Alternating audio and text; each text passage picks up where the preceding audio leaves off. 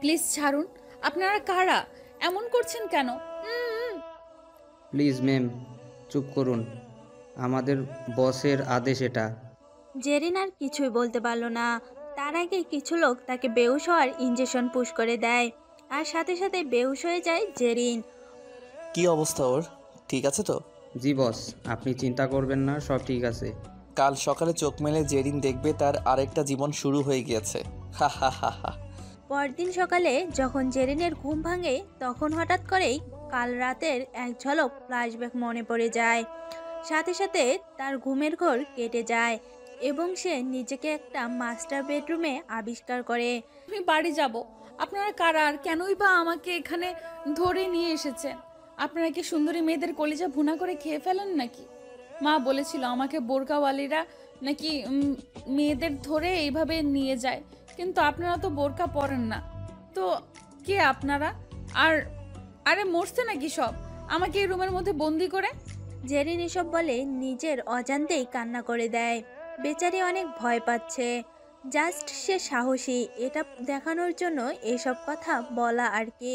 হঠাৎ তখনই দরজা খুলে দেওয়া হয় বাহির থেকে, যা দেখে ভয়ে জেরিন 4 কদম পিছিয়ে যায়।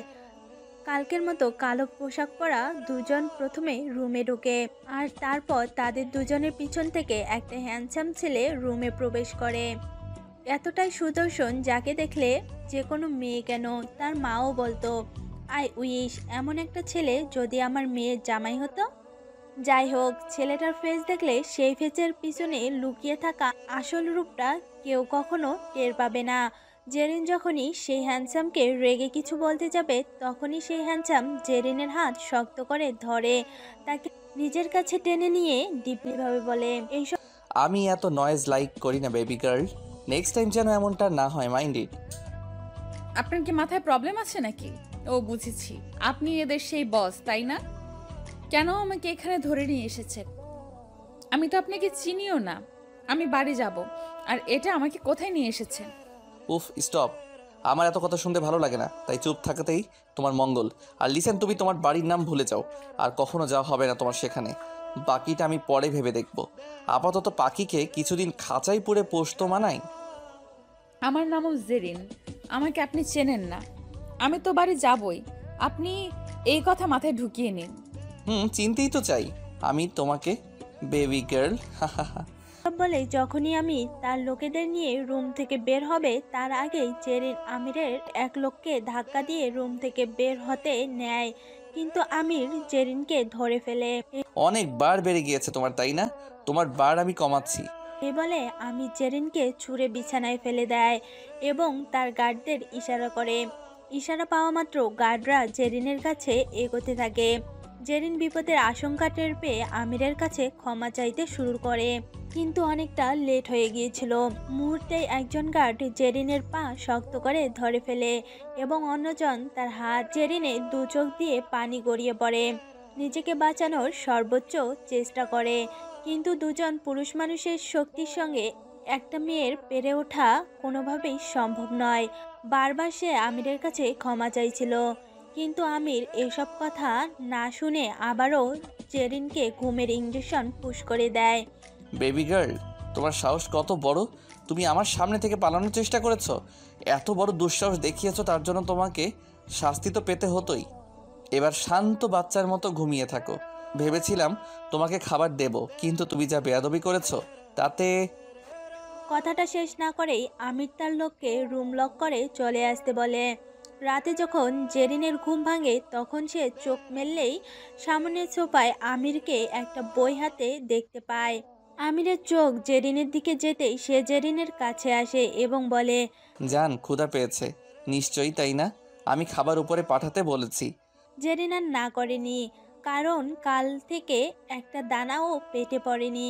খাওয়া শেষে আমির জেরিনকে বলে, তোমার জন্য একটা আলাদা রুম ডিজাইন করা হয়েছে, যেখানে তোমার জন্য সব কাপড়, জুতা, কসমেটিক্স স্টক করে রাখা হয়েছে। ডোন্ট ওরি লেডি, কোনো পেইন হবে না তোমার। আপনার থেকে বড় পেইন আবার কি? I just hate you. আপনি জানেন আমার ফ্যামিলি মেম্বারদের মধ্যে আমাকে নিয়ে কোনো টেনশন হচ্ছে? আবারও শুরু হয়ে গিয়েছে। আমার মেজাজ খারাপ করো না প্লিজ। শুনো, আমি এখানে এসেছি তোমাকে একটা কথা বলার জন্য। তুমি প্রিপারেশন নাও বিয়ের। 1 উইকে আমাদের বিয়ে হবে। আমার বাবা মা সুইজারল্যান্ড গিয়েছে, তাই 1 উইক সুযোগ পেয়েছো তুমি। তা না হলে এই মুহূর্তে তোমার বিয়েটা হয়ে যেত। যাক, সময় পেয়েছো, নিজেকে তৈরি করো আর আমাকে ভালোবাসো। জাস্ট এটাই যথেষ্ট। আরে কি বলছেন? একে তো চিনি না আপনাকে, তার উপর জোর করে আমাকে বিদেশে নিয়ে এসেছেন। এখন আবার বলছেন 1 উইকের মধ্যে আমার বিয়ে? আপনি কি আমার অভিভাবক নাকি যে যা বলবেন তাই শুনতে হবে? Yes, because from today I am your everything, mind it. এই বলে জেরিনের কপালে চুমু দিয়ে আমির রুম থেকে চলে যায়। জেরিন আবারও রুমে বন্দি, অনেক কান্না পাচ্ছে, কিন্তু কান্না করতে করতে এখন তো চোখের পানিও ফুরিয়ে এসেছে। যে করেই হোক আমার এখান থেকে যেতে হবে। আমি এই আমিরকে কখনোই ভালোবাসতে পারবো না, কারণ আমার পরিবার, আমার ভালোবাসা, আয়মান সব তো বাংলাদেশেই রয়েছে পড়ে। এসব বলেই জেরিন কান্না করতে করতে ঘুমিয়ে পড়ে। সকালে ঘুম থেকে উঠে জেরিন অনেক শকড হয়ে যায়, কারণ তার পাশে আমির ঘুমিয়েছিল। আর তার থেকেও বড় বিষয় হচ্ছে জেরিন আমিরের বুকে, সে আমিরের নিঃশ্বাসের শব্দ শুনতে পাচ্ছিল। হঠাৎ আমিরের ঘুম ভেঙে যায়, যা দেখে জেরিন তাড়াতাড়ি করে আবারও ঘুমের নাটক করা শুরু করে দেয়। কিন্তু আমির আগে থেকেই সব কিছু বুঝতে পেরে গিয়েছিল, আর তাই সে কোনো কথা না বলেই নিজের ঠোঁট জেরিনের ঠোঁটে ডুবিয়ে দেয়। জেরিন নিজের প্রাণপণ শক্তি দিয়ে আমিরকে সরানোর ট্রাই করলেও ব্যর্থ হয়। এমনিতেও পরপর 2টি ইঞ্জেকশন এর পেইন এখনও কমেনি। 15 মিনিট পর আমির জেরিনকে ছেড়ে দেয়, আর তখন জেরিন আমিরের থেকে দূরে সরে গিয়ে বলে, আপনি ছি, এত নোংরা, দূরে থাকবেন আমার থেকে। আপনার মতো আমি নোংরা না। এসব শুনে আমিরের গা আবারও রাগে গরম হয়ে যায়। সে রাগী গলায় জেরিনকে বলে, জাস্ট ওয়েট, তোমার শরীরের প্রতিটি ভাঁজে ভাঁজে লুকিয়ে থাকা রহস্য আমি উন্মোচন করব। তুমি শুধুই আমার দেখে নিও। এই বলেই সে ওয়াশরুমে চলে যায়। এদিকে আবারও জেরিনের নীরব কান্না শুরু হয়ে যায়। সময় চলে যাচ্ছে, বিয়ের দিন ঘনিয়ে এসেছে, এখনই সব অ্যারেঞ্জমেন্ট শুরু হয়ে গিয়েছে। তাই জেরিন ঠিক করে সে আর কান্না না করে এমন একটা প্ল্যান বের করবে যাতে করে এখান থেকে বের হওয়া যায় যে কোনো মূল্যে। কিছুক্ষণ পর ব্রেকফাস্ট করার জন্য জেরিনকে নিচে আসতে বলা হয়। সেও কোনো কথা না বলে নিচে এসে পড়ে। আমিরের কথা মতো সবটা খেয়েও নেয়, কিন্তু সন্দেহ তো আমিরের তখনই জাগে যখন তার প্রতিটি কথা জেরিন অক্ষরে অক্ষরে পালন করেছিল। কিন্তু তবুও আমির হ্যাপি ছিল যে জেরিন এখন তার সব কথাই শুনছে, আর তাই সে জেরিনকে আর কিছুই বলে না। রাতে আমির বাড়ি ফিরলে দেখতে পায় জেরিন আর কান্না করছে না। সে যখনই জেরিনকে জিজ্ঞেস করতে যাবে খাবার খাওয়ার কথা, তখনই জেরিন তাকে বলে ওঠে, আমির, আপনাকে কিছু বলার ছিল আমার। শিওর জান। জান শব্দটি আমিরের মুখে শুনে গাটা একেবারে জ্বলে যাচ্ছিল জেরিনের। কিন্তু কি করার, এখান থেকে পালাতে হলে আমির এবং তার কথা সব কিছুই তাকে সহ্য করতে হবে। তাই আর দেরি না করে সে আমিরকে বলে, আমি ভাগ্যকে মেনে নিয়েছি, আমি রাজি বিয়েতে। আমিরের একটু খটকা লাগে, বাট সে এত কেয়ার করে না এবং বলে, জেরিন, আমি চাই তোমাকে বাধ্যভাবে নিজের করে নিতে। আমি অনেক ভালোবাসি তোমাকে, বিলিভ মি। কিন্তু যদি পরে জানতে পারি তুমি আমাকে বোকা বানানোর ট্রাই করছো, তাহলে সেদিন আমার থেকে খারাপ আর কেউই হবে না। তোমার চিৎকারে পুরো বাড়ি কেঁপে উঠবে সেদিন। এই বলে একটা ডেভিল হাসি দেয় এবং জেরিনের কপালে চুমু দিয়ে শাওয়ার দিতে চলে যায়। এইভাবে 1 সপ্তাহের মধ্যে জেরিন আমিরের ভরসা ভালোবাসা দুটোই আদায় করে নেয়। দেখতে দেখতে বিয়ের দিন চলে আসে। আমিরের বাবা মা এবং কাজিনরাও চলে এসেছে। সকলে নতুন বউ নিয়ে কি আনন্দ উল্লাস, কিন্তু খেলা তো এখনই শুরু। এই কয়েকদিনে জেরিন এতটাই আমিরের ভরসা জুগিয়েছিল যে আমির জেরিনের উপর নজরদারি ও বন্ধ করে দেয়, কিন্তু এটাই যে বিপদ ডেকে আনে। বিয়ের দিন জেরিনকে পরীর মতো করে সাজানো হয়, সব ঠিকঠাক হয়ে গিয়েছিল। কিন্তু যখনই আমিরের কাজিনরা জেরিনকে রুম থেকে আনার জন্য যায় তখনই শকড হয়ে যায়, কারণ রুমের ভেতর জেরিন তো ছিলই না। কাজিনরা তখনও বুঝতে পারেনি যে জেরিন কোথায় গিয়েছে। স্বাভাবিকভাবেই ওয়াশরুম সহ অন্যান্য রুম, এক কথায় বাড়িতেই জেরিনকে খোঁজা শুরু হয়ে যায়। ওদিকে কাজী বউয়ের জন্য অপেক্ষা করছিল। অনেক পরেও জেরিন না আসায় আমিরের রাগ উঠতে শুরু হয়ে যায়। সে যখনই উঠতে নেয় তখন তার কাজিন এসে জানায় জেরিনকে কোথাও খুঁজে পাওয়া যাচ্ছে না। এটা শুনে আমিরের কিছুতেই বিশ্বাস হচ্ছিল না। সে তার কাজিনকে আবার আস্ক করে, আর ইউ শিওর? কারণ এটা মজা করার সময় না। ব্রো, আমি কি তোকে মিথ্যা কথা বলবো? তাও আবার এমন একটা মুহূর্তে? বিশ্বাস না হলে নিজে গিয়ে দেখ। আমির আর দেরি না করে সব রেখে জেরিনকে খুঁজতে চলে যায়। যখন সে সত্যি জেরিনকে খুঁজে পায় না, তখন তার শরীর রাগে লাল হয়ে যায়, চেহারায় হিংস্র ভাব চলে আসে। জেরিন না করেছো, ভালো করনি। আমার বিশ্বাস ভাঙার শাস্তি যে কতটা ভয়ানক হয় না তোমার চিন্তার বাহিরে। আর পালিয়ে তুমি কোথায় যাবে? তোমাকে আমির খানের কাছেই ব্যাক করতে হবে। এইসব বলে সে বাড়ির সব গার্ডদের ডেকে আনে। তোমরা থাকতে বাড়ি থেকে একটা মেয়ে পালিয়ে কি করে যায়? স্যার, আপনি তো বলেছিলেন ম্যামের ওপর এখন আর নজর রাখা লাগবে না। আর বাড়িতে এত মানুষ, কেউ ঢুকেছে তো কেউ বের হচ্ছে, তাই হয়তো আমরা বুঝতে পারিনি। তোরা কেউ কাজের না। যদি জেরিনকে না পাই তাহলে তোরা কেউ বাঁচতে পারবি না। আগে থেকে কাফনের কাপড় কিনে রাখিস। আমির আর লেট না করে গাড়ি নিয়ে বেরিয়ে যায়। সব জায়গায় খোঁজ চলে যায়, এয়ারপোর্ট, বাস স্ট্যান্ড, সব জায়গায়, যাতে করে জেরিন কিছুতেই ইতালি ছেড়ে বাইরে যেতে না পারে। অন্যদিকে জেরিনের পালিয়ে কই চলে এসেছে সে নিজেও জানে না। হঠাৎ একটা নতুন রাস্তায় ঢুকবে, তখনই দুজন ছেলের কণ্ঠ ভেসে উঠল। শুনলাম আমির খানের বউ নাকি বিয়ের আসর থেকে পালিয়েছে। ধরে দিতে পারলে তো অনেক কিছু পাবো রে। হা হা হা। তুই কই পাবি? স্বপ্ন দেখ বসে বসে। এসব কথা শুনে জেরিনা সেই রাস্তায় না ঢুকে অন্যদিকে দৌড় শুরু করে। আসলে জানেন জেরিনকে গার্ডরা চিনতে পারেনি কেন? কারণ সে বিয়ের কাপড় গহনা সব খুলে একেবারে প্ল্যান করে পালিয়েছে। বউয়ের বেশি পালালে কবেই ধরা খেত। এদিকে বারিশও সব কিছু ফেলে জেরিনকে খুঁজতে চলে যায় গাড়ি নিয়ে। মা সেলিনা খানও ছেলের এমন রাগকে ভয় পান। সে আন্দাজ করতে পেরেছিল জেরিনের কপালে আজ অনেক ভয়ানক কিছু লেখা হয়ে গিয়েছে। ওদিকে জেরিন পালাতে পালাতে একটা নির্জন এলাকায় চলে আসে, যেখানে জনমানুষের আনাগোনা একেবারেই কম ছিল। তাই সে সিদ্ধান্ত নেয় আজকের রাতটা এখানেই কোথাও কাটিয়ে দেবে। রাতটা কোনো মতে কাটাতে পারলেই হয়, সকালে সে নিজের কোনো একটা ব্যবস্থা করে নিবে। এতখানি পথ হেঁটে এসেছে, কিন্তু একটা বাড়ি পর্যন্ত জেরিনের চোখে পড়েনি। হঠাৎ করেই সে দূরে একটা ছোট্ট বাড়ি দেখতে পায়। বাড়িটা দেখে সে অনেক নিশ্চিন্ত বোধ করে এবং তাড়াতাড়ি সে বাড়িতে গিয়ে নক করা শুরু করে দেয়। ভেতর থেকে একটা বৃদ্ধা মহিলা বের হয়ে আসে। আমার না অনেক বিপদ। আজকে রাতে কি আমাকে এখানে থাকতে দেওয়া যাবে? আমি এখানে নতুন, কোনো কিছুই চিনি না। ভুল করে এখানে চলে এসেছি। প্লিজ আমাকে একটা রাত থাকতে দিন, আমি সকালবেলা চলে যাব। মহিলাটি প্রথমে রাজি হচ্ছিল না, পরে আল্লাহ জানে কি ভেবে রাজি হয়ে গেল। রাতে জেরিন বুড়ো দম্পতির সাথেই ডিনার করে এবং তারা তাকে একটি ছোট্ট রুম দেয় ঘুমানোর জন্য। জেরিন এতেই যেন অনেকটা হ্যাপি ছিল। এভাবেই জেরিন হঠাৎ করে ঘুমিয়ে পড়ে। রাত 2টার দিকে হঠাৎ করে জেরিনের পানি পিপাসা লাগে, আর তাই পানি খাওয়ার জন্য সে খাবার টেবিলের কাছে যেতেই হঠাৎ করে দরজায় কলিং বেল বেজে ওঠে।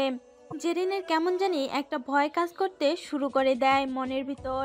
একবার নয়, বারবার কলিং বেলটা যখন প্রচণ্ড পরিমাণে বাজছিল, তখন বৃদ্ধা মহিলা এবং তার স্বামী রুম থেকে বেরিয়ে আসে। তারা দুজনেই জেরিনকে জিজ্ঞাসা করে, বাহিরে কে? আর এত কলিং বেল চাপছে কেন মাঝরাতে? জেরিন কোনো প্রশ্নের উত্তর দেয় না এবং বলে, আমি জানি না, আমার ভয় লাগছে, তাই আমি দরজা খুলিনি। আচ্ছা, তুমি রুমে গিয়ে ঘুমিয়ে পড়ো, আমরা দেখছি বাইরে কে এসেছে। এই বলে তারা জেরিনকে তার রুমে পাঠিয়ে দেয়।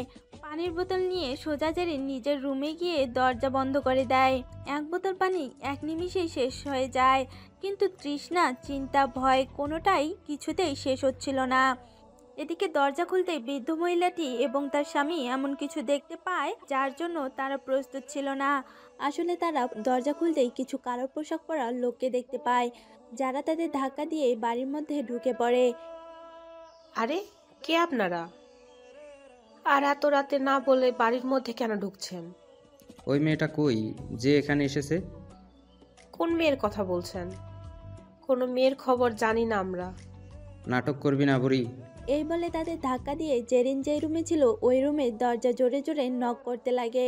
জেরিন বুঝতে পেরে গিয়েছিল, তাই ভয়ে চুপ করে বসে থাকে। কিন্তু লোকগুলো একসময় দরজা ভেঙে ফেলে।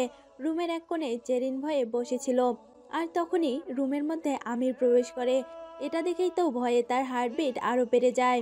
আমির কোনো জবাব না দিয়েই জেরিনকে টেনে রুম থেকে বের করে আনে, তারপর গাড়িতে ওঠায়। জেরিন অনেক চেষ্টা করে পালানোর, বাট সে ব্যর্থ হয়।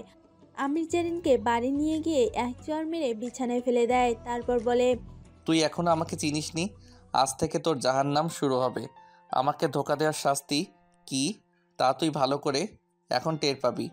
আজ রাতে তোকে হালালভাবে আমার পাওয়ার কথা ছিল, কিন্তু তোর কপাল তুই খেয়েছিস। গেস্টদের সামনে আমার ফ্যামিলি মেম্বাররা তোর জন্য ছোট হয়েছে। দেখ কি হাল করি। প্লিজ মাফ করে দেন, আর হবে না এমন কিছু। Shut up. এই বলে সে নিজের শার্ট খুলতে শুরু করে এবং জেরিনের দিকে এগোতে লাগে। একটু একটু করে জেরিন ভয়ে পিছোতে লাগে, কিন্তু এখন কি আর এসবে লাভ হবে? হঠাৎ আমি জেরিনের এক হাত শক্ত করে খাটের সাথে লাগানো হ্যান্ডস্কাপ দিয়ে লক করে দেয়। জেরিন শরীরে সব শক্তি খাটিয়ে দিচ্ছে, কিন্তু কোনো লাভ হচ্ছে না। এভাবে হাত নাড়ানো জেরিনের টোটালি অফ, তাই আস্তে করে জেরিনের পাগুলো হার্ডলি চেপে ধরে টেলিস্কোপিক টিউবের সাথে আটকে দেয়। জেরিন যখনই পা ছোটাছুটি করতে নেয়, তখনই সেই টিউব আরও প্রশস্ত হতে শুরু করে। কি জান, কিছুতেই তোমার কোনো কাজ হচ্ছে না? এই বলেই সে জেরিনের কানের কাছে যায় এবং বলে, আমি জানতাম তুমি এমন হাত পা ছোড়াছুড়ি করবে, তাই এসব ব্যবস্থা। এটা টেলিস্কোপিক টিউব, যত নড়বে তত এটা প্রশস্ত হবে। এই বলেই সে জেরিনের কানে কামড় বসিয়ে দেয়। ব্যথায় জেরিন আহ বলে চিৎকার দেয়, কিন্তু আমিরের এসবে খেয়াল নেই। আস্তে আস্তে সে নিজের ঠোঁট জেরিনের ঠোঁটে ডুবিয়ে দেয়। নিঃশ্বাস বন্ধ হয়ে যাচ্ছে জেরিনের, কিন্তু কিছুই করতে পারছে না। এভাবেই সে জেরিনের সারা শরীর খুবলে খুবলে খায়, নানাভাবে জেরিনকে পানিশমেন্ট দেয়। 2 ঘন্টা পর তার স্বার্থ হাসিল হয়ে গেলে ক্লান্ত শরীর নিয়ে জেরিনের উপর থেকে নেমে ঘুমাতে চলে যায়। এদিকে জেরিনের সারা শরীর ব্যথায় শেষ হয়ে যাচ্ছিল। আজ সত্যি তার চিৎকারে পুরো বাড়ি কেঁপে উঠছিল, কিন্তু কেউ তাকে বাঁচাতে আসেনি। এই অসহ্য যন্ত্রণার কারণে সে ব্যথায় আর্তনাদ করতে করতে জেরিন কখন ঘুমিয়ে পড়েছে সে নিজেও জানে না। সকালে যখন ঘুম থেকে জেগে ওঠে, তখন সে দেখতে পায় সে আমিরের বুকের মধ্যে। তাড়াতাড়ি করে নিজেকে ছাড়িয়ে নেয়। আমির তখনও ঘুমাচ্ছিল। জেরিনের হাত পা রাতে চাহিদা পূরণ হওয়ার পরপরই খুলে দিয়েছিল, তাই বিছানা থেকে উঠে সে আয়নার কাছে যায়। ছি, কি হাল করেছে! সারাটা শরীরে ওই নোংরা লোকটার নোংরামির চিহ্ন। এখনও সারা শরীর ব্যথা করছে। হঠাৎ পেছন থেকে শব্দ আসে। ঘাড় ঘোরাতেই জেরিন দেখতে পায় আমির উঠে গিয়েছে। আপনার কি কোনো জামা কাপড় নাই নাকি? নোংরামির একটা লিমিট থাকা দরকার। দেখেন কি হাল করেছেন, আমার সতীত্ব নষ্ট করে দিয়েছেন আপনি আমার। এখন এই মুখ আমি কাকে দেখাবো? আমাকে দেখালেই হবে। এই বলেই আমির জেরিনের কপালে চুমু দেয় এবং তার কানের কাছে এসে বলে, তিলটা কিন্তু অনেক সুন্দর জায়গায় তোমার। এই বলে মুচকি হাসি দিয়ে ওয়াশরুমে চলে যায় সে। কিন্তু এটা যে এখন শুধুমাত্র ভালোবাসার হাসি না, এটার পিছনে লুকিয়ে আছে তাকে ধোকা দেওয়ার ভয়ানক এক প্রতিশোধের গল্প। জেরিনের রুমের মধ্যেই এখন সিসিটিভি ক্যামেরা, কিন্তু এটা জেরিন জানে না। রুমের সামনে 2 জন লোককেও পাহারা দেওয়ার জন্য নিযুক্ত করা হয়েছে। আজ আমি সন্ধ্যায় বাড়ি ফিরে আসে। এসেই আগে জেরিনের কাছে যায়, গিয়ে দেখে জেরিন শুয়ে আছে। আমিরকে দেখে জেরিন ভয়ে পিছুয়ে বসে। ভয় পাচ্ছ কেন? আপনি নরখাদক। তুমি কি? আমি কি মানে? আমার মনটাকে যে এভাবে খেয়ে ফেললে কাঁচা, তার বেলায় কিছু না। শুনুন, আমি আপনার বউ না, তাই আমি পালিয়েছি। আর এত মেয়ে থাকতে আমার পেছনে কেন লেগেছেন? আপনার তো ভাত ফেললে কাকের অভাব হয় না। না জানি কত মেয়ের সাথে বিছানায় জড়াজড়ি করেছেন। এই তো মেজাজটা গরম করে দিলি। বাসায় ঢুকতে না ঢুকতে তোর ফালতু কথা শুরু। এসব বলেও সে নিজেকে কন্ট্রোল করে নেয়। আমি অন্য কাউকে ভালোবাসি। তুমি কি চাও না জান তোমার প্রেমিক হাত পা চারটে নিয়ে সুস্থভাবে বেঁচে থাকুক? ও তোমার তো একটা ছোট বোনও আছে। তুমি তো আর বড় বোন হয়ে চাইবে না তোমার বোনের একটা নোট ভিডিও বের হোক, তাই না? না, দেখুন, আমাকে যাই করুন না কেন, ওদের কিছু করবেন না। তুমি জানো তোমাকে আমি প্রথম দেখাতেই ভালোবেসে ফেলেছিলাম। প্রথম তোমাকে আমি আমার কোম্পানির সামনে দেখেছিলাম। আমি তখন মিটিং শেষ করে সবেমাত্র গাড়ি নিয়ে বের হচ্ছিলাম। একবার না কয়েকবার তোমাকে আমি আমার কোম্পানির সামনে দিয়ে হেঁটে যেতে দেখেছি। চেয়েছিলাম তোমাকে নিজে থেকে গিয়ে প্রপোজ করতে। এত সুন্দর একটা সারপ্রাইজ দিব ভেবেছিলাম, যা তুমি কখনো হয়তো বা কল্পনাও করতে পারবে না। কিন্তু সেদিনই আমার মেজাজ গরম হয়, যখন তোমাকে আমি তোমার বয়ফ্রেন্ডের সাথে হাত ধরে রাস্তায় হেঁটে হেঁটে গল্প করতে দেখি। শোনো, আমি না লাইফে কখনো কোনো কিছু করার জন্য কারো থেকে পারমিশন নেইনি। আমি প্রয়োজনও মনে করি না কোনো পারমিশন নেওয়ার। কিন্তু ভেবেছিলাম নিজে থেকে তোমাকে প্রপোজ করব, ভালোবাসার কথা জানাবো। কিন্তু তুমি যা করেছো তা মোটেও সহ্য করার মতো ছিল না। তোমাকে ভালোবাসার একমাত্র হক আমার। আমি ছাড়া তোমার দিকে অন্য কেউ চোখ তুলে তাকালে আমার সহ্য হয় না। আমার মন চায় তাকে খুন করে ফেলি। কিন্তু তাও তোমার কথা চিন্তা করে তোমার বয়ফ্রেন্ডের কোনো ক্ষতি আমি করিনি। কিন্তু তাই বলে তুমি এটা ভেবো না যে তার কোনো ক্ষতি হবে না। তুমি যদি আমার কথা না শোনো, আমাকে বিয়ে না করো, তাহলে তোমার পুরো ফ্যামিলির উপর নেমে আসবে ভয়ানক এক মহামারী, যে মহামারী তোমার পুরো পরিবারকে নিস্তেজ করে দিবে। কিছুতেই আমি আপনাকে বিয়ে করব না। এই কান খুলে শুনে রাখুন, দেখি আপনি কি করতে পারেন। ও তুমি দেখতে চাও আমার ক্ষমতা কি? ওয়েট বেবি, দেখাচ্ছি। এই বলে আমির একটি ভিডিও ওপেন করে, যা দেখে জেরিনের পা থেকে মাথা সম্পূর্ণ কেঁপে ওঠে। আপনি আমার বোন যারাকে কিডন্যাপ করেছেন, প্লিজ ওর কোনো ক্ষতি করবেন না। ও ছোট মানুষ, কিছু বোঝে না এসব। ও না হয় ছোট, কিছু বুঝে না, কিন্তু তুমি তো বড়, তুমি তো সব বোঝো। তাহলে কেন বুঝদারের মতো কাজ করছো না বেবি? আপনাকে বিয়ে করলেই তো সব সমস্যার সমাধান হয়ে যাবে, তাই না? করব আমি আপনাকে বিয়ে। নিজের পরিবারের সম্মান বাঁচাতে আমি সব করতে রাজি। এমনিতেও আমার জন্য পরিবারের মাথা একেবারে নিচে নেমে গিয়েছে। তারা ভাবছে আমি অন্য একজনের সাথে পালিয়ে গিয়েছি, কিন্তু বাস্তবতা যে কতটা নিষ্ঠুর তা হয়তোবা তারা বুঝতেও পারেনি।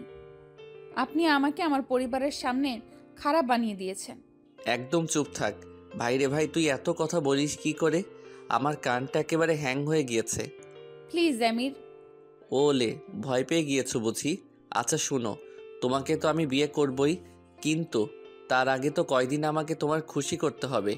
আমি যা যা বলবো সব করতে হবে, সব। কিন্তু আমিরের মাথায় যে কি চলছে তা কেউ জানে না। প্রতিশোধ নেওয়ার জন্য একটা মানুষ সব কিছুই করতে পারে। শুনো, রাতে একটা হট ড্রেস পরে আমার সামনে আসবে। আমি রুমে এসে যেন দেখি তুমি রেডি হয়ে গিয়েছো। Mind it. এইসব বলে আমির ফ্রেশ হয়ে তার মায়ের রুমে চলে যায়। অ্যামি, তুমি কি সত্যি জেরিনকে ভালোবাসো? আমার জানি কেন অনেক ভয় লাগছে। মম, ভয় পাওয়ার কি আছে? ভয় তো জেরিন পাবে। আমাকে ধোকা দেয়, ওর সাহস কত বড়। ও জানে না প্রতারকদের আমি কতটা ঘৃণা করি। কিন্তু দোলার কি হবে? আমরা চেয়েছিলাম ও যেন আমাদের ঘরের বউ হয়ে আসুক। আর মেয়েটা একেবারে আমাদের ফ্যামিলির জন্য যেমন পারফেক্ট, তেমনি সে তোমাকে অনেক ভালোবাসে। আমাকে কে ভালোবাসলো সেটা ফ্যাক্ট না, আমি কাকে ভালোবাসি সেটাই আসল বিষয়।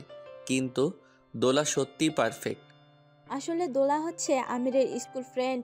শুধু স্কুল ফ্রেন্ড না, বরং দোলার বাবা এবং আমিরের বাবা একে অপরের বিজনেস পার্টনার এবং ছোটবেলাকার বন্ধু। দুই ফ্যামিলি ছোট থেকে চেয়েছিল এদের দুজনকে একসাথে বিয়ে দেওয়ার। কিন্তু জানেনই তো আমির কতটা জেদি ছেলে। কিন্তু অনেক সময় মানুষের প্রতিশোধের আগুনে জ্বলে এমন অনেক কিছুকে আপন করে নেয় যা সে কখনো আপন করতে চায়নি। আমি, তুই যাকেই বিয়ে করিস না কেন, তাড়াতাড়ি বিয়ের কাজটা সেরে নে। আমি কি আর নাতি নাতির মুখ দেখতে পারবো না? সব পারবে। শুনো, আমি আজকে রাতেই দোলাকে এখানে চলে আসতে বলবো, সব ব্যবস্থা করে ফেলবো। এমনিতে অনেক দিন ধরে আমার সাথে কোনো কথা হয়নি। ওমা, এটা তো ভালো খবর, কিন্তু হঠাৎ করে তুই দোলাকে এখানে আসতে বলছিস কেন? মেয়েটা এমনিতেই তোকে ভালোবাসে, তার উপর যদি জানতে পারে তুই আর একটা মেয়েকে বাড়িতে নিয়ে এসেছিস, তার সাথেই সময় কাটাচ্ছিস, তাহলে ওই মেয়েটার কি অবস্থা হবে তুই বুঝতে পারছিস? কিছু হবে, কারো ভালো করতে গেলে তো কারো ক্ষতি হয়েই যায়। মা, তুমি ঘুমিয়ে পড়ো। বাই, গুড নাইট মম। এই বলে আমির জেরিনের রুমে প্রবেশ করে, কিন্তু সেখানে গিয়ে দেখে জেরিনকে সে যেই ড্রেসটা পরতে বলেছে তা এখনো বিছানার উপরেই রাখা, আর জেরিন ঘুমিয়ে পড়েছে। এসব দেখে আমিরের আরও রাগ উঠে যায় এবং সে একটা দিয়ে জেরিনকে ঘুমের ভেতরেই বিছানা থেকে ফেলে দেয়। আপনি কি মানুষ? ব্যথায় জেরিন কান্না করা শুরু করে দেয়। তোকে বলেছিলাম না রেডি থাকতে? কি করে রেডি হব? কি বাজে ড্রেস এটা, ছি।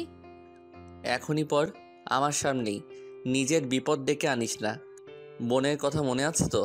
এখনও কিন্তু ওর উপর শারীরিক নির্যাতন শুরু হয়নি, শুধু খাওয়াটা বন্ধ করা হয়েছে। আল্লাহ, ও ছোট মেয়ে। আমি আপনার কথা শুনলে কি ওকে খাবার দিবেন প্লিজ? ভেবে দেখতে পারি। এরপর জেরিন আস্তে আস্তে করে আমিরের সামনে গিয়ে নিজের জামা খোলা শুরু করে। আমির সোফায় বসে তা উপভোগ করছিল। এরপর সে ওই বাজে জামাটা পরে আমিরের সামনে গিয়ে দাঁড়ায়। আমির নেশালো চাহনি দিয়ে জেরিনের ঠিক কাছে এসে দাঁড়ায়।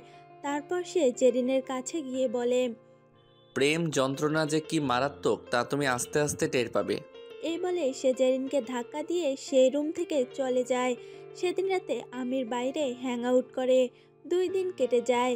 সেই দিন রাতের পর থেকে আমির জেরিনের খোঁজ একবারও নিতে আসেনি। জেরিনের চোখে মুখে একটাই প্রশ্ন, একটা লোক যে কিনা তাকে পাগলের মতো ভালোবাসত তার এত দ্রুত পরিবর্তন ঘটে কি করে? তাকে সে দেখতে পর্যন্ত আসে না। জেরিন আর কোনো কিছু না ভেবে আস্তে আস্তে করে সিঁড়ি দিয়ে নিচে নেমে যায়। সেখানে গিয়ে দেখে নিচে আমিরের মা বসে আছে। জেরিনকে দেখে সোফিয়া বেগম বললেন, আরে মা, তুমি নিচে নামলে যে? আসো, এখানে বসো। কতক্ষণ আর একটা রুমের মধ্যে বন্দি থাকা যায় আপনি বলুন? নিচে আসার অনুমতি তো তোমার আছেই, কিন্তু তুমি তো নিজেই আসোনি এতদিন। আজ এসেছো দেখে ভালো লাগছে। শরীর ঠিক আছে তোমার? হ্যাঁ, আমি ঠিক আছি। আচ্ছা, একটা কথা জিজ্ঞেস করি। আমির 2 দিন ধরে আমার সাথে দেখা করছে না। কথা তো বলা দূরে থাক, কি হয়েছে বলতে পারবেন? হঠাৎ ওর কথা জিজ্ঞেস করছো যে? ওকে তো তুমি ভালোবাসো না, ওর খবর দিয়ে কি করবে? এইভাবে বলছেন কেন? আমি জানি আপনার আমার প্রতি অনেক রাগ। আমি ওই দিন যে কাজটা করেছি তা ঠিক হয়নি। আচ্ছা, আপনার কি মনে হয় আপনার ছেলে কি সত্যিই আমাকে ভালোবাসে, নাকি আমার সাথে টাইম পাস করছে? একটা কথা কি জানো, আমি আমার ছেলেকে অনেক মেয়ের সাথে মিশতে দেখেছি, কিন্তু কোনো নারীর প্রতি সে এতটা আসক্ত ছিল না যতটা না আসক্ত তোমার প্রতি ছিল সে। যাই হোক, এখানে যেহেতু এসেছো একটু বসো, আমাদের একজন মেহমান আজকে বাড়িতে আসবে। হঠাৎ এই 2 দিন আমিরকে না দেখতে পেয়ে কেমন জানি বুকের ভিতরে খালি খালি অনুভব করছিল জেরিন। তাহলে কি জেরিনের মনে আমিরকে নিয়ে কোনো অনুভব কাজ করা শুরু করে দিয়েছে? একটু পরই একটি মেয়ে এসে বাড়িতে ঢুকে, যাকে দেখে আমিরের কাজিনরাও তার কাছে চলে যায়। মেয়েটাকে দেখে সবাই যা শুরু করছিল, মনে হচ্ছিল যেন মেয়েটা তাদের বাড়ির বউ, ন্যাকা। এসব জেরিনের একদম পছন্দ হচ্ছিল না। তাই সে নিজের রুমে যেতে নেয়, কিন্তু তখনই আমিরের মা জেরিনকে পেছন থেকে ডাক দেয়। এই জেরিন, কোথায় যাচ্ছ? দোলার সাথে পরিচয় তো হয়ে যাও। কোনো উপায় না থাকায় জেরিনকে সেখানে যেতে হয়। ও হচ্ছে দোলা, আমিরের বেস্ট ফ্রেন্ড। ওদের সম্পর্ক অনেক ক্লোজ। ও, হাই দোলা, আমি জেরিন। তোমাকে তো চিনতে পারলাম না। এই প্রশ্ন শুনে জেরিন কি উত্তর দিবে বুঝতে পারছিল না। না সে আমিরের জিএফ না বউ। তাহলে তো আশ্রিতা ছাড়া কিছুই জবাব দেওয়ার মতো নেই। জেরিনকে চুপ থাকতে দেখে সোফিয়া দোলাকে বলে, আরে বাদ দাও না, তুমি গিয়ে আগে রেস্ট করো, তোমার রুম ওপরেই রেডি করা আছে। জেরিনের বুকটা কেমন জানি করছিল। কেন এত মনে পড়ছিল আমিরের কথা। সে আর এক মুহূর্ত দাঁড়িয়ে না থেকে নিজের রুমে চলে যায়। রুমের মধ্যে দরজা লাগিয়ে কান্না করা শুরু করে দেয়। এখন আর তাকে পাহারা দেওয়ার মতো গার্ড নেই। ইচ্ছে করলেই সে পালাতে পারে, কিন্তু আর ইচ্ছে হচ্ছে না তার। এই জীবনটাকেই সে মেনে নিয়েছে। এটাই যেন তার বর্তমান আর ভবিষ্যৎ। আজ কেন জানি বাড়িতে একটু বেশি হই হট্টগোল।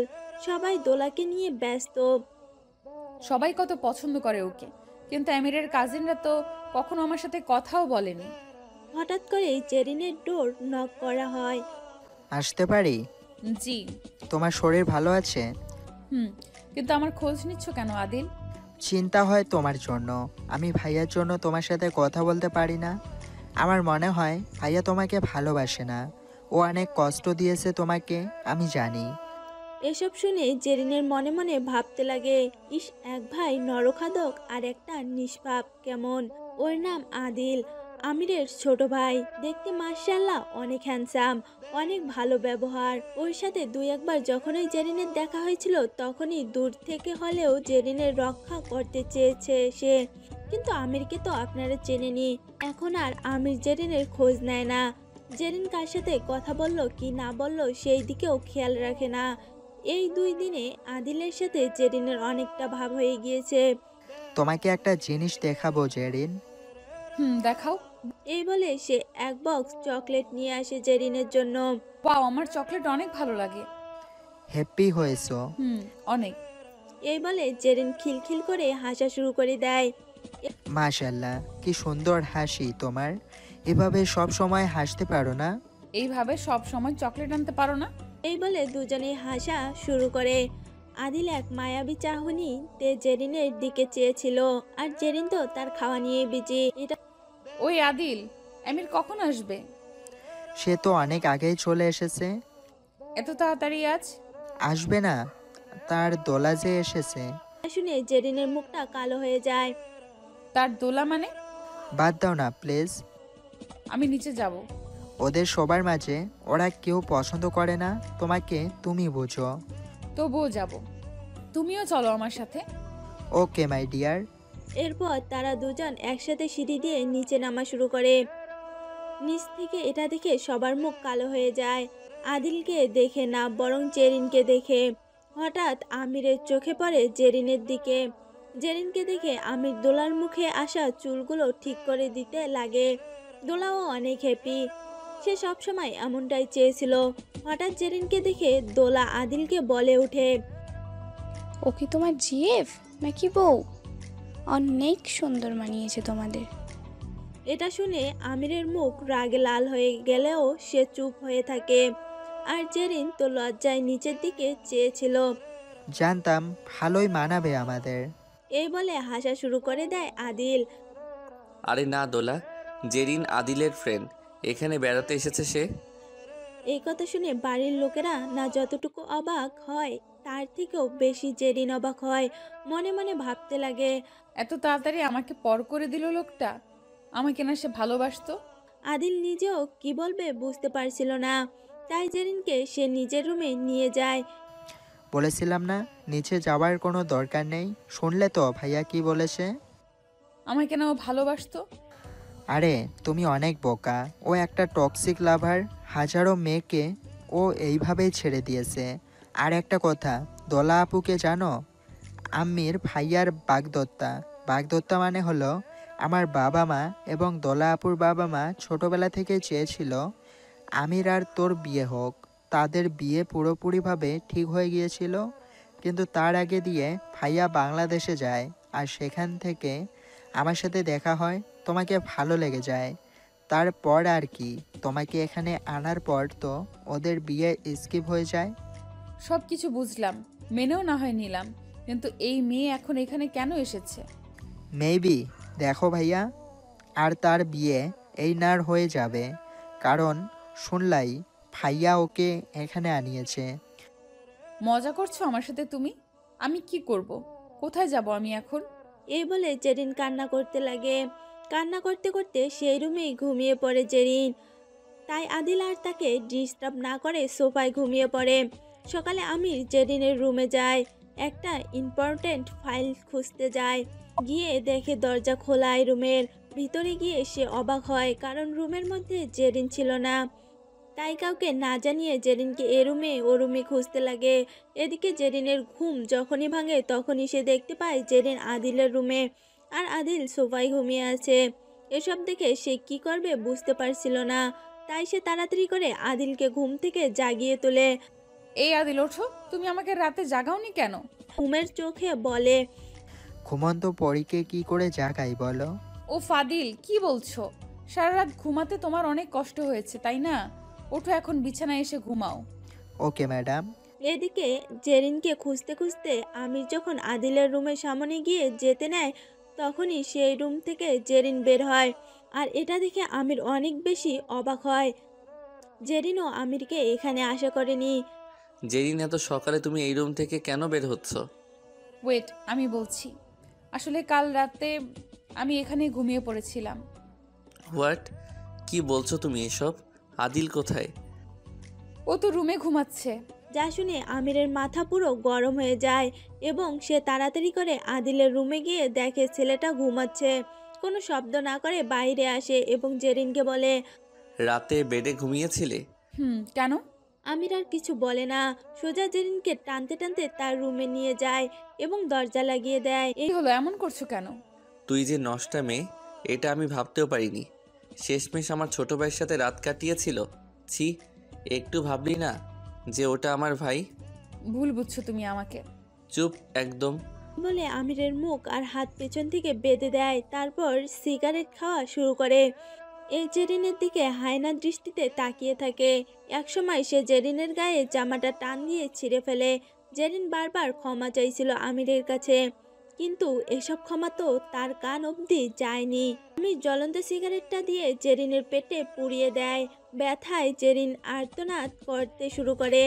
একসময় জেরিনকে যন্ত্রণা দেওয়া শেষ হয়ে গেলে আমির সেই রুম থেকে বেরিয়ে যায়।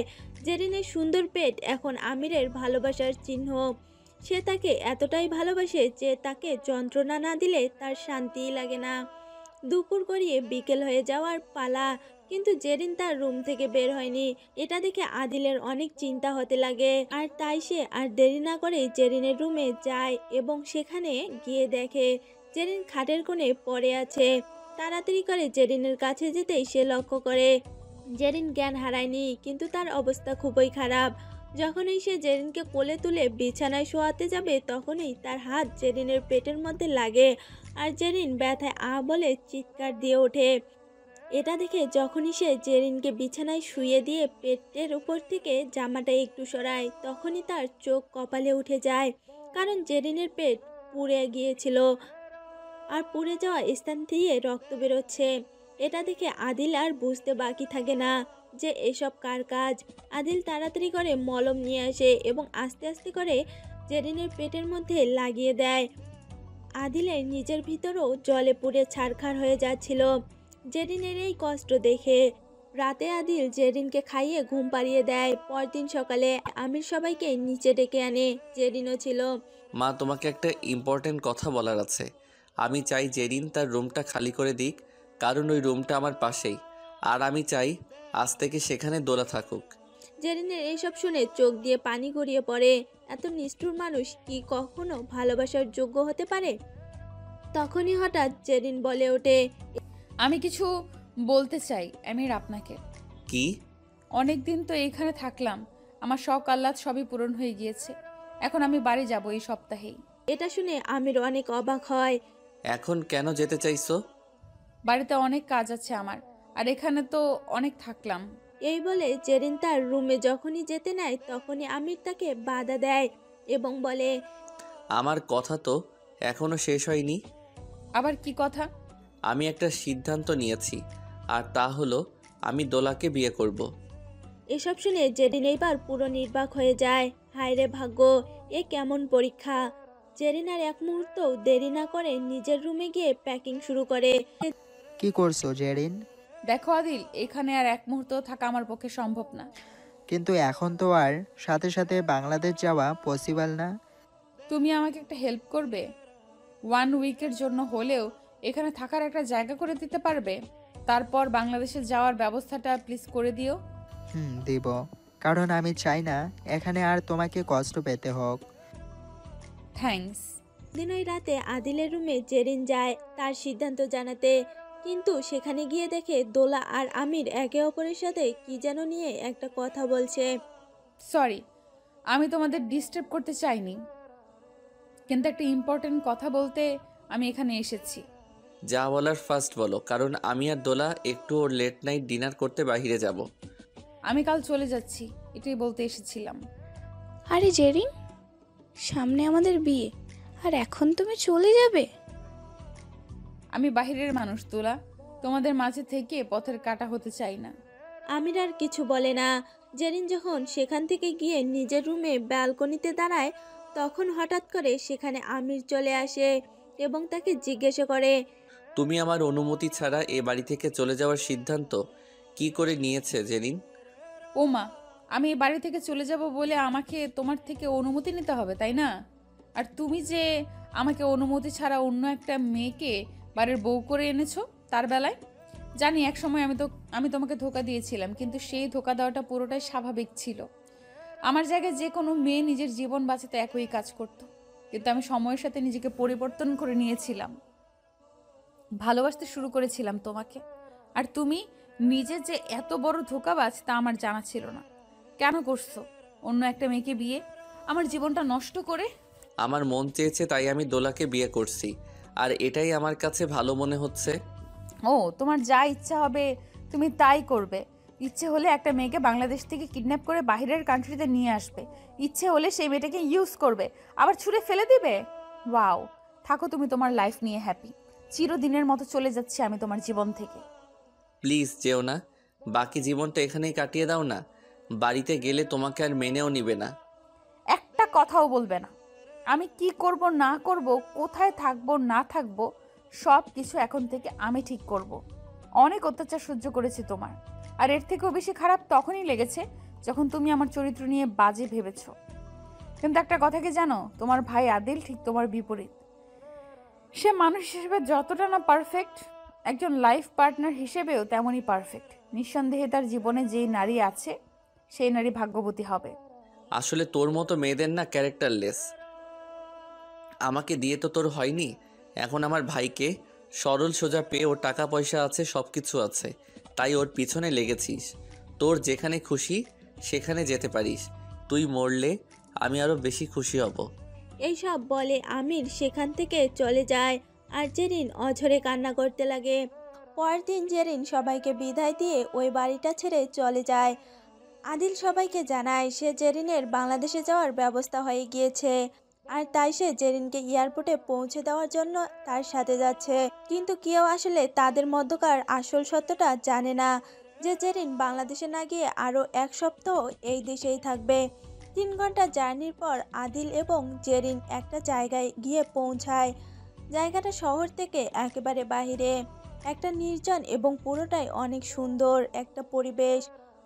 দূর দূর পাহাড় ছাড়া আর কিছুই দেখা যায় না।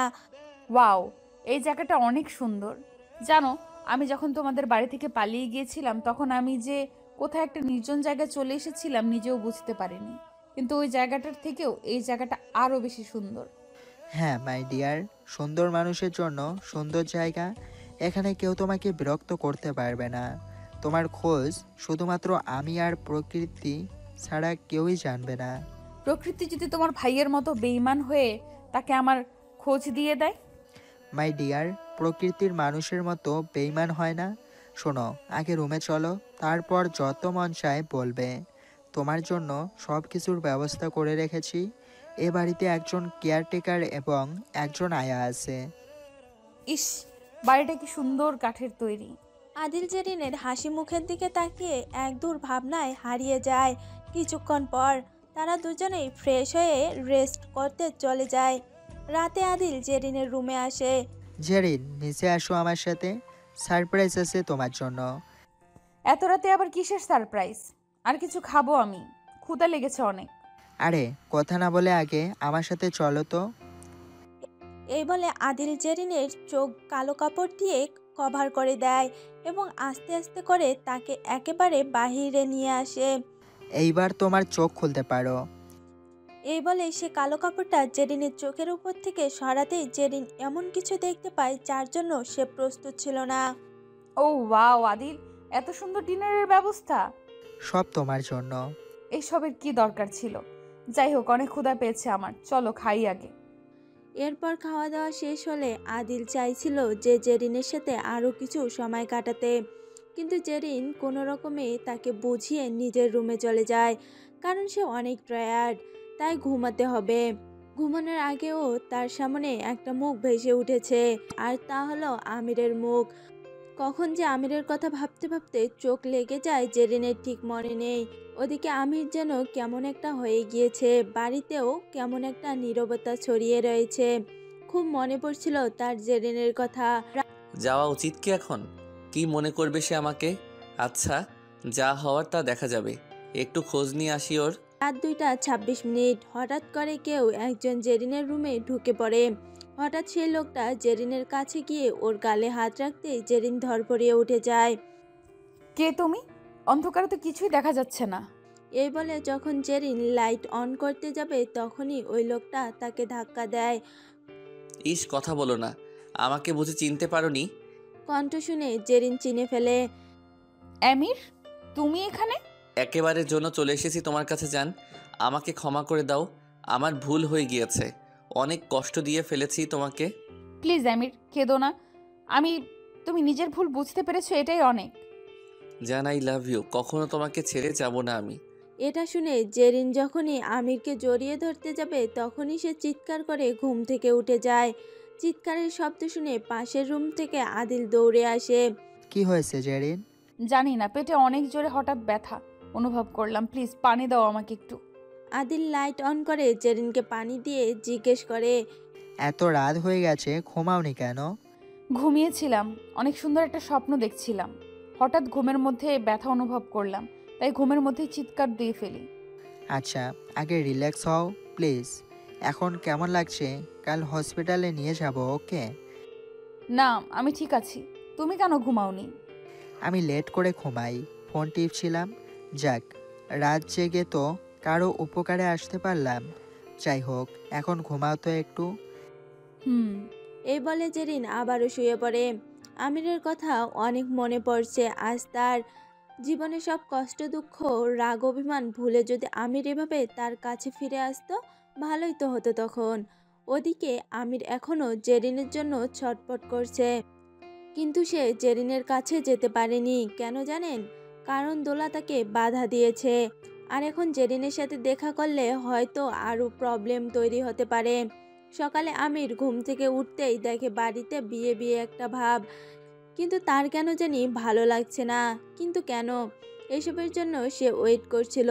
দোলা ও আমিরের বদলে যাওয়াটা লক্ষ্য করছিল, তাই বারবার জেরিনের নামে বাজে কথা সে আমিরকে গিয়ে বলছিল। ছি, কেমন মেয়ে জেরিন! এক ভাইয়ের সাথে রাত কাটিয়ে এখন আরেক ভাইকে ধরেছো। দোলা চুপ, আজে বাজে কথা বলো না। যা সত্য তাই তো বললাম, আমার কি দোষ? হয়েছে? না, কিছুই হয়নি। আমাদের বিয়েটা একবার হলে তারপর শান্তি পাবো। আমিরের এসব শুনতে ভালো লাগছিল না, তাই সে অফিসের জন্য চলে যায়। দুপুরে হাসপাতাল থেকে হঠাৎ আমিরের কাছে কল আসে। তার মা নাকি অসুস্থ, হাসপাতালে নিয়ে যাওয়া হয়েছে। তাই আমির অফিসের সব কাজ ফেলে তাড়াতাড়ি করে তার মাকে দেখার জন্য হাসপাতালে চলে যায়। সেখানে যাওয়ার পর ডাক্তার জানায় যে তার মায়ের তেমন কিছু হয়নি, হঠাৎ করে সুগার কমে যাওয়ার কারণে এই অবস্থা। ডাক্তার কিছু ওষুধের নাম লিখে দেয় প্রেসক্রিপশনে, যা দেখে আমির তাড়াতাড়ি করে কেবিন থেকে বের হয়ে ওষুধগুলো যখনই কিনে আনতে চায় তখনই হঠাৎ করে তার আদিলের সাথে ধাক্কা লাগে। তুই এখানে কি করছিস? আমারও তো সেম প্রশ্ন, তুমি এখানে কি করছো? মাকে হাসপাতালে নিয়ে আসা হয়েছিল, তাই এখানে এসেছি। আল্লাহ, মায়ের কিছু হয়নি তো? না, মা ঠিক আছে। এবার বল, তুই এখানে কি করতে এসেছিস? আর জেরিন কোথায়? জেরিন কোথায় মানে? ও তো কবেই বাংলাদেশে চলে গিয়েছে। আর ওর কথা আমাকে কেন জিজ্ঞাসা কেন করছো? চুপ, একদম ড্রামা করবি না। তুই ভুলে যাস না আমি আমির, আর আমি যে জেরিনের সব খবর রাখি এটা তুই ভালো করেই জানিস।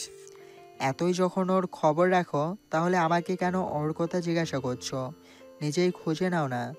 আর শোনো, মেয়েটা যেখানে আছে ওকে একটু শান্তিতে থাকতে দাও। মেয়েটা যে তোর সাথেই আছে আমি ওইটা ভালো করেই জানি। কই লুকিয়ে রেখেছিস সেটা বল, তা না হলে কিন্তু আমাকে অন্য কিছু ভাবতে হবে। As you are wish bro. তখনই হঠাৎ করে পাশের কেবিন থেকে নার্স বের হয়ে বলে, পেশেন্টের বাড়ির লোক কি? আদিল বলে ওঠে, আমি। আপনাকে ডাক্তার ভেতরে ডাকছে। যা শুনে আদিল ভিতরে চলে যায়। আর তখনই আমির সেখানে যায়। সেখানে গিয়ে আমির অনেক অবাক হয়, কারণ ভিতরে জেরিন ছিল। আমির যখনই জেরিনের কাছে যেতে নেয় তখনই আদিল তাকে বাধা দেয়। এখন দেখছো না ও বিশ্রাম নিচ্ছে, কেন বিরক্ত করতে এখানে এসেছো? কি হয়েছে ওর? কি করেছিস তুই ওর সাথে? আমাকে কি নিজের মতো পেয়েছো নাকি? মেয়ে মানুষের গায়ে তো কাপুরুষরা হাত তোলে। বেশি বলে ফেলছিস না দিন। দুই ভাইয়ের এমন ঝগড়ার কারণে ডাক্তার বিরক্ত হয়ে তাদের বলে। এই শুনে আদিল ডাক্তারের কাছে ক্ষমা চায় এবং জিজ্ঞেস করে জেরিনের কি হয়েছে। তখন ডাক্তার তাকে বলে, যা শুনে দুই ভাই একেবারে হতবাক হয়ে যায়, কারণ পেশেন্টের অর্থাৎ জেরিনের তো বিয়েই হয়নি। কিন্তু আমির কিছু বলার আগে আদিল তাকে বলে, তুমি চলে যাও, আমি থাকছি। তুই কে? জেরিনকে ভালোবাসি আমি, আমি থাকবো এখানে। কি ভালোবাসা? এত ভালোবাসো দেখেই তো অন্য একটা মেয়েকে বিয়ে করার জন্য উঠে পড়ে লেগেছ। যা শুনে আবারও দুজন চুপ হয়ে যায়। আমি? বলুন কি বলবেন? এটা শুনে আদিলের মাথা পুরো গরম হয়ে যায়, কিন্তু সে নিজেকে কন্ট্রোল করছে। হঠাৎ তখনই জেরিন চোখ মেলে তাকায় এবং বলে, কি হয়েছে আমার? কিছু না জান। আমির? চলে এসেছি। এই দেখো, আমি তোমার সামনে। আদিল কোথায়? এটা শুনে আমিরের মাথা তো ঠিকই গরম হয়, কিন্তু এখন সে একেবারে মুড নেই। এটা শুনে আমির কি বলবে কিছুই বুঝতে পারছিল না। তার সন্তান আসতে চলেছে, এর থেকে বড় কি আর করার। কিন্তু জেরিনের মুখে কোনো হাসি নেই, আর আদিলেরও সেম। জেরিনের মাথায় একটা জিনিসই ঘুরপাক খাচ্ছে, এই সন্তানের আসল বাবা কি তাকে আদেও মেনে নিবে? এই সন্তান পৃথিবীতে আসলে কি জবাব দিবে সে? বাবা ছাড়াই এই জন্ম। এটা শুনে আদিল বলে, আপনার মন চাইলে আপনি পাগল হন, আমাদের শখ নেই পাগল হওয়ার। জেরিনের সব কিছু ঠিক থাকলে বলুন, বাড়ি যাব আমরা। জেরিন আমার সাথে যাবে, আজ থেকে ওই বাড়িতে থাকবে সে। তুমি চাইলেই সব হবে না ব্রো। এসব শুনে জেরিন বলে ওঠে, ঠিকই তো, কি পরিচয়ে আপনার বাড়িতে থাকবো আমি? তাহলে এখন আদিলের সাথে কি পরিচয় থাকছো? তোমার মাইন্ড কি কখনো চেঞ্জ হবে না? ছি! শোনো জেরিন, অনেক কথা আছে তোমার সাথে। বাড়ি যেতে হবে তোমাকে আমার সঙ্গে। হয় না এসব, সব কিছুর জন্য একটা পারফেক্ট সময়ের প্রয়োজন।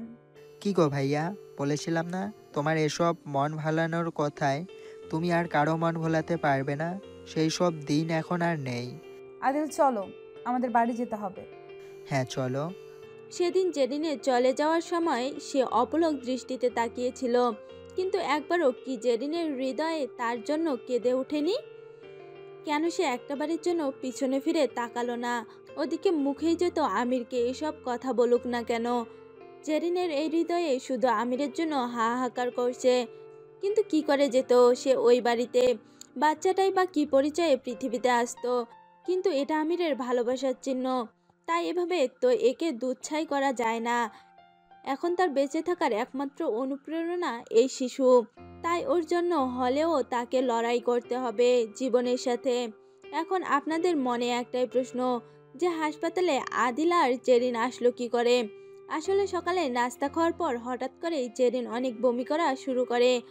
নিজেকে সামলে নিলেও শরীর আরও খারাপ হওয়া শুরু হয়, তাই আদিল কোনো উপায় না পেয়ে তাকে হাসপাতালে নিয়ে আসে। এভাবে 2 রাত 3 দিন চলে যায়। সকলের মধ্যেই দ্বিধাদ্বন্দ্ব ও কাজ করছিল। আদিল, আমির আর জেরিন, 3 জনের মাথায় 3 ভিন্ন চিন্তা। জেরিনের চিন্তা ভাবনা তো আপনারা জেনেই গেছেন, বাকি 2 জনের ভাবনা না হয় পরেই জানতে পারবেন। ওদিকে আমিরের বিয়ের ডেট ঠিক হয়ে গিয়েছে, 1 উইক পরেই বিয়ে। আদিল এই বিয়েতে অনেক হ্যাপি, কিন্তু জেরিনের লড়াই করার মতো শক্তি নেই। শুরু থেকে তো এই পর্যন্ত কম কিছু তো আর সহ্য করতে হয়নি তাকে। আর কত? রাতে খাওয়া দাওয়া করে জেরিন বই পড়ছিল, এমন সময় হঠাৎ করে বাড়ির সব লাইট অফ হয়ে যায়। আজ সার্ভেন্ট ছুটিতে গেছে, আর আদিল ইম্পর্ট্যান্ট একটা কাজে বাইরে গিয়েছে। ধুর, এমন সময় কারেন্ট যাওয়ার সময় হলো। ফোনের লাইট অন করতে যাবে তখনই হঠাৎ নিচে কিছু একটা পড়ার শব্দ হয়, যা শুনে জেরিন অনেক ভয় পেয়ে যায়। আর তখনই তার হাত থেকে ফোনটাও পড়ে যায়। আস্তে আস্তে করে জেরিন নিচে যেতে লাগে। হঠাৎ করে কিছু একটা সুগন্ধ তার নাকে এসে লাগে। আল্লাহ বাঁচাও, ভূত! জেরিন আর কিছু না বলেই কান্না শুরু করে দেয়, কিন্তু হঠাৎ করেই কিছু একটা তাকে পেছন থেকে টান দেয়। ফলে জেরিন ওই জিনিসটার উপর গিয়ে পড়ে, কিন্তু যার উপর জেরিন পড়ে গিয়েছে সে কোনো না বলে জাস্ট জেরিনকে বলে, উস। আর এই বলে পকেট থেকে রুমাল বের করে জেরিনের মুখে ধরে। ব্যাস আর কি, জেরিন বেহুশ। জ্ঞান ফিরে আসার পর জেরিন চমকে ওঠে, কারণ সে যে আবারও আমিরের সাজানো জাহান্নামে উপস্থিত। ঠিক প্রথম দিনের মতো আবারও সেই নিশালো চাহনি, আর ডেবিল হাসি দিয়ে জেরিনের ঠিক সামনের চেয়ারে বসে আছে আমির। হাই বেবি গার্ল, এত ভয় পাচ্ছ কেন? হারিয়ে গিয়েছো বুঝি?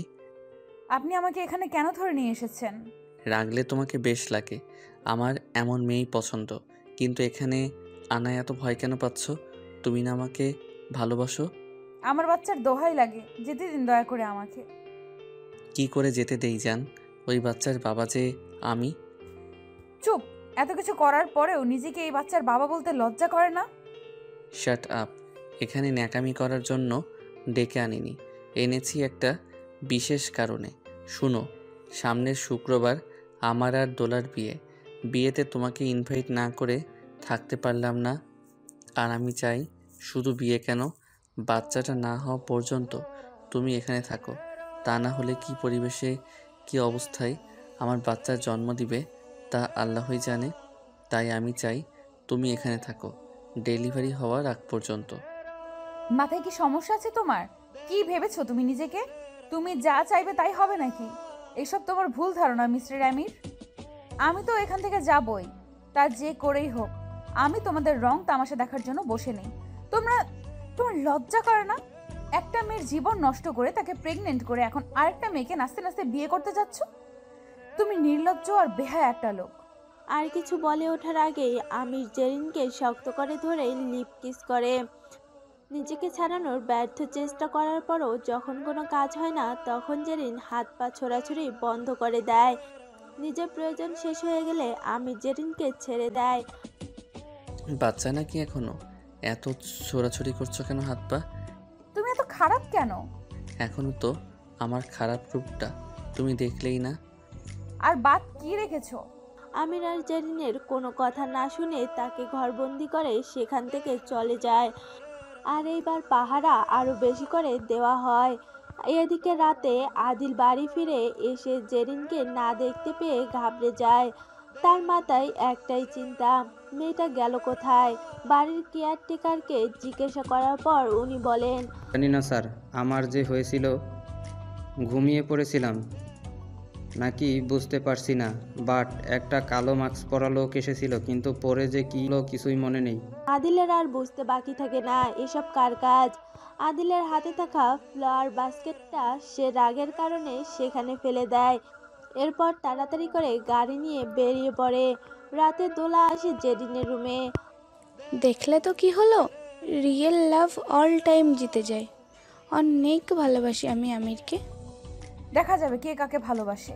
কিন্তু একটা কথা কি জানো দোলা, আমার প্রতি আমিরের চোখে যে ভালোবাসা কাজ করে, তার চোখে তোমার জন্য কিন্তু এমন ভালোবাসা আমি দেখতে পাই না। আর শুনতে পেয়েছো তো, আমিরের বাচ্চা আমার গর্ভে। আমিরের নাকি আদিল এর কি জানে, বড় ছোট সবার সাথেই তো শুয়েছো। আর কিছু বলে ওঠার আগেই আমি সেখানে চলে আসে। দোলার এমন কথায় তার প্রচুর রাগ ওঠে। মন যাচ্ছিল এক চড় দিতে। মাথা খারাপ তোমার? একটা কথা কান খুলে শুনে রাখো, আর একদিন যদি এসব কথা বলতে দেখি তোমাকে, সেই দিন আমার থেকে খারাপ আর কেউই হবে না। যেই নেক পেটে আমার অস্তিত্ব রয়েছে, কথাটা যেন মাথায় থাকে। দোলা এসব কথায় একেবারে হিংসায় জলে পুড়ে যাচ্ছিল। কিন্তু কি আর করার, এখন কিছু করতে গেলে যদি আমির বিয়ে ভেঙে দেয়, পরে তো নদীর একুলো যাবে আর ওকুলো না ভাবে আমিরকে পটাতে আর পারবে এই বাড়ির বউ হতে। দোলা চলে যাওয়ার পর আমির জেরিনকে বলে, ওর কথায় কিছু মনে নিও না, ও একটু এমনই। তোমার শরীর ঠিক আছে? আমার আর শরীর? যেখানে মনের কোনো শান্তি নেই সেখানে শরীর দিয়ে হবেটা কি? হয়েছে, তোমাকে সুস্থ থাকতে হবে, আমার বাচ্চার জন্য হলেও। এত বাচ্চা বাচ্চা করছো, তাহলে কেন ওকে এত পর করে দিচ্ছ? আমাকে ভালোবাসো তুমি, এটা আমি ভালো করেই জানি, তাহলে এত নাটক কেন? কুল প্লিজ। রাখো তোমার কুল কিনারা নিজের কাছে। আমাকে জ্বলন্ত আগুনে নিক্ষেপ করে এখন কুলকুল করছো। আমির আর কিছু না বলে সেখান থেকে জেরিনকে রেখে চলে যায়। ওদিকে গাড়ির মধ্যে আমিরের রাগ কিছুতেই কমছিল না। ইমির ভাই, আমার কাজটা তুমি ভালো করোনি। আমি কখনো তোমার জন্য নিজের ভালোবাসার মানুষকে পাইনি, না পেয়েছি আমার প্রথম ভালোবাসা, না এখন জেরিনকে পেতে দিচ্ছ। আজ জেরিনকে নিজের মনের কথা খুলে বলার জন্য আমি সব ঠিকঠাক করে ফেলেছিলাম, কিন্তু তুমি সব নষ্ট করে দিয়েছো। এর মাসুল তো তোমাকে দিতেই হবে, যতই বড় ভাই হও না কেন। তুমি আমার। বাড়িতে বিয়ের গন্ধ ছড়িয়ে পড়েছে। কি সুন্দর খুশি সবাই। এদিকে আমিরকে কেমন জানি একটা লাগছে, কিছু নিয়ে ভাবছে হয়তো সে। দোলার শখ পূরণ হচ্ছে, আমিরের বাবা মন মতো বউ পাবে। কিন্তু আমির কি জেরিনকে হারিয়ে রিয়েল লাভ পাবে? আর আদিল এসে বাড়িতে চেঁচামেচি শুরু করে দেয়। তার এমন ভয়াবহ রূপ বাড়িতে এর আগে আর কেউ দেখেনি। সে রেগে একেবারে লাল। কারোর সাথে কোনো কথা না বলে আগে আমিরের রুমে যায়। বেশ খানিকক্ষণ পর সে রুমে থাকার পরও যখন কোনো সাড়া শব্দ পাওয়া যায়নি, তখন আমিরের মা চিন্তায় পড়ে যায়। তাই সে তাড়াতাড়ি করে আমিরের রুমে যায়। আমিরও ভালোভাবেই দরজা খুলে দেয়, কিন্তু রুমের ভিতরে গিয়ে যে আমির এর মাকে এমন কিছু দেখতে হবে তা সে ভাবতেও পারেনি। আমিরও ভালোভাবেই দরজা খুলে দেয়, কিন্তু রুমের ভেতর গিয়ে যে আমিরের মাকে এমন কিছু দেখতে হবে তা সে ভাবতেও পারেনি। আমি কিছু বুঝতে পারছি না। এই তো তেড়ে গেলি নিজের ভাইয়ের রুমে, আর এখন দুই ভাইয়ের মুখেই হাসি। মা, আমি অনেক হ্যাপি, আর সবটাই ভাইয়ার জন্য। কিরে আমির, কি হয়েছে? আদিল কি বলেছে? তেমন কিছু না মা, আমি তো একটা সিদ্ধান্ত নিয়েছি শুধুমাত্র। কিসের সিদ্ধান্ত? ফ্রাইডে দুটো বিয়ে হবে। মানে কি? মানেটা আমি বলছি মা, ভাইয়া শেষমেশ আমার ইচ্ছা পূরণ করছে। কি ইচ্ছে? ফ্রাইডে আমার আর জেরিনেরও বিয়ে হবে। কিন্তু এটা কি করে সম্ভব? কেন সম্ভব নয়? আমি জেরিনকে ভালোবাসি। কিন্তু ও তো প্রেগনেন্ট। হোক প্রেগনেন্ট, 10 বাচ্চার মা হলেও আমি ওকেই বিয়ে করব। মানুষ কি বলবে? যে মেয়ের সন্তানের বাবা বড় ভাই, সেই মেয়েকে শেষে ছোট ভাই বিয়ে করতে যাচ্ছে। এটা শুনে আমির তার মাকে বলে ওঠে, দেখো মা, কেউ জানে না যে জেরিন প্রেগনেন্ট, শুধুমাত্র বাড়ির লোক ছাড়া। আর জেরিনের সাথে আদিলের বিয়ে হয়, তাহলে তো জেরিন তার বাচ্চাকে সারা জীবনের জন্যই দেখতে পারবে, কারণ ওই বাচ্চা আমার। তাই ও হওয়ার পরপরই ওকে আমি জেরিনের কাছ থেকে নিয়ে নিব। বাট ওদের বিয়ে হলে জেরিন তার বাচ্চাকে সবসময় কাছে পাবে। আমির বাবা, আমি জানি না তোমার মাথায় কি চলছে, বাট প্লিজ এমন কিছু করো না যে কারো ক্ষতি হয়। ডোন্ট ওয়ারি মম। জেরিনকে এসব জানিয়েছো? ও কি রাজি? বাট সে রাজি নাকি রাজি না তাতে আমার কিছু আসে যায় না। ডোন্ট কেয়ার মম। ছেলের এমন কথায় আর কিছু বলার সাহস পান না আমিরের মা। মেয়েটার জন্য তার সত্যি মায়া হচ্ছে। নিজের যদি তার কোনো মেয়ে হতো আর তার সাথে যদি এমন কিছু হতো, তাহলে কি এসব সে সহ্য করে নিত? আদিল যখন আমিরের সাথে যেতে নেয়, তখনই আমির তাকে বলে, তুই থাক, আমি কথা বলে আসছি। আমার কি যাওয়াটা দরকার না? না, নিজের রুমে যা। এই বলে আমির জেরিনের রুমের দিকে যেতে নেয়। ওদিকে আদিল যখন নিজের রুমে যাচ্ছিল, তখনই হঠাৎ করে দোলা তার সামনে চলে আসে। আদিল তাকে এড়িয়ে যাওয়ার ট্রাই করে, কিন্তু দোলা পথ আটকায়। ওমা, কথা বলবে না বুঝি আমার সাথে? আর কত রাগ করে থাকবে? দোলা, তোমার সাথে কথা বলার একটুও ইচ্ছে নেই আমার। কেন কেন? কারণ তুমি একটা ফালতু মেয়ে। ওই চুপ একদম। এখন আর আমাকে এসব বলার কোনো অধিকার নেই তোমার, কারণ কাল বাদে পরশু তোমার বড় ভাইয়ের বউ হব আমি। ভাইকে যে মিথ্যা নাটকে ফাঁসিয়েছো তা হয়তো ভাইয়া এখনো বুঝতে পারেনি। আফসোস। শোনো, এসব এখন আর বলে লাভ নেই। কাল বাদে পরশু এই বাড়ি পুরো আমার আন্ডারে চলে যাবে, কারণ আমি তো নিজেই আমার বসে। শেষমেশ যেন আবার তোমাকে সব কিছু হারাতে হয় না। আমাকে নিয়ে চিন্তা করতে হবে না মিস্টার এক্স। ভালোই হয়েছে চলে গিয়েছিলে আমার লাইফ থেকে, তা না হলে জেরিনকে কখনোই আমি পেতাম না। ফ্রাইডে আমার আর ওর বিয়ে। Be careful. তুমি আর তোমার হবু স্বামী দূরে থাকবে আমার থেকে। আর কি বললে? রাজত্ব করবে এই বাড়িতে? একটা কথা মনে রাখো, আমরা দুই ভাই সমান সম্পত্তির অধিকারী। আর বিয়ে তো আমিও করছি, বউ তো আমারও থাকবে। দেখো ইমির, ভাইয়ের উপর প্রতিশোধ নিতে জেরিন না আবার তোমার খাবারে বিষ মিশিয়ে দেয়। দোলার গা জ্বলে যাচ্ছিল এসব শুনে। সে আর এক মুহূর্ত দেরি না করে সেখান থেকে চলে যায়। কি ভাবছেন তাদের মাঝে এত কিসের শত্রুতা? আসলে আজ থেকে 4 বছর আগে আদিল আর দোলা একে অপরকে ভালোবাসতো, কিন্তু দোলা আস্তে আস্তে টাকার পাগল হয়ে ওঠে। পারিবারিকভাবে তার আর আদিলদের পরিবারের মধ্যে ভালো সম্পর্ক থাকার কারণে একদিন আমিরের সাথে দোলার বিয়ের প্রস্তাব করে আমিরের বাবা। প্রথমে দোলা এসবে রাজি না হলেও পরে তার মাথায় আসে, যদি সে এই বাড়ির বড় বউ হতে পারে তাহলে সবকিছু তার হয়ে যাবে। আর তাই একদিন সে আদিলের সাথে 2 বছরের সম্পর্কের ইতি টানে। কিন্তু আমিরের মেয়েদের প্রতি ইন্টারেস্ট না থাকার কারণে দোলা কখনোই আমিরের কাছে আসতে পারেনি। ওদিকে প্রথম ভালোবাসার মানুষের এমন বেইমানির কারণে আদিলের মেয়েদের প্রতি ঘৃণা জন্মায়। সে কানাডায় চলে যায়। 2 বছর পর যখন সে বাড়ি ফিরে আসে তখন সে জেরিনকে এই বাড়িতে দেখে।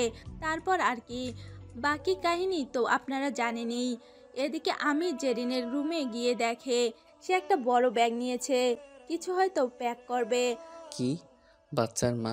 কই যাওয়া হচ্ছে? আমিরের গলা শুনে ভয়ে জেরিনের হাত থেকে ব্যাগটা পড়ে যায়। তুমি এখানে? কেন আসতে পারি না? আসো আসো। আমির আস্তে আস্তে তার ব্লেজারটা খুলতে শুরু করে। নিজের রুমে গিয়ে এসব করতে পারো না? আমার বাড়ি এটা, যেখানে মন চাই সেখানেই খুলবো আমি। আচ্ছা, এখানে কি হুজুর বাবা নেই? কেন? তাবি জানবো, যাতে করে আপনার নজর আমার উপর না পড়ে। এখন আর এসব করে লাভ হবে না। ভালো কথা। হবু বউকে রেখে এখানে কেন আমাকে মারতে এসেছেন? আসলে কি আর করার, আমি এতই হ্যান্ডসাম যে তোমরা মেয়েরা আমাকে দেখে হুঁশ ঠিক রাখতে পারো না। তোমাকে দেখলেই না। বেবি উস, আমি তোমাকে এখানে একটা কথা বলতে এসেছি। এই বলে আমির এক এক করে সবকিছু খুলে বলে। জেরিন, আমি যা বলেছি তা তোমাকে মেনে নিতেই হবে, তা না হলে এর পরিণতি অনেক বাজে হবে। বাচ্চাকে ঠিক রাখতে চাও না? আমির, এসব কি করে বলছো? এটা তোমার বাচ্চা। শুনো, এই একটা মাত্রই উপায় নিজের বাচ্চাকে কাছে পাওয়ার, তা না হলে বাচ্চা হওয়ার পরই কিন্তু তোমাকে ওর থেকে আলাদা করে ফেলতে হবে। জেরিন ঠিক আবারও কান্না শুরু করে। হঠাৎ কান্না করতে করতে জেরিন জ্ঞান হারিয়ে ফেলে। জেরিন, কি হলো তোমার? এই জেরিন। জেরিনের তো কোনো সারা শব্দ আর নেই। তাড়াতাড়ি করে আমি জেরিনকে বিছানায় শুয়ে দিয়ে ডক্টরকে কল করে। এদিকে আদিল এর কিছুতেই নিজের রুমে মন বসছিল না। তার মাথায় একটাই চিন্তা, এই বাচ্চা তার জন্য আবার কাল হয়ে দাঁড়াবে না তো। আর এই বাচ্চার জন্য তো সে তার ম্যারিড লাইফও এনজয় করতে পারবে না। বাচ্চাটা প্ল্যান করে নষ্ট করে দিতে হবে, কারণ এই বাচ্চা দুনিয়াতে আসার তো কোনো মানেই হয় না। ইন ফিউচার এ বাচ্চা তো একদিন জানতেই পারবে যে তার আসল বাবাকে। যখন সে জানতে পারবে তার চাচুই তার বাবা, তখন নিজের মায়ের সম্পর্কে কতটা বাজে চিন্তা আসবে বাচ্চাটার।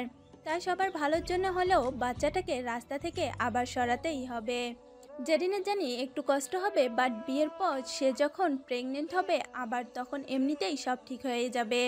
এসব ভাবতে ভাবতে সে জেরিনের রুমে যায়, কারণ জেরিনকে দেখতে তার অনেক মন চাইছে।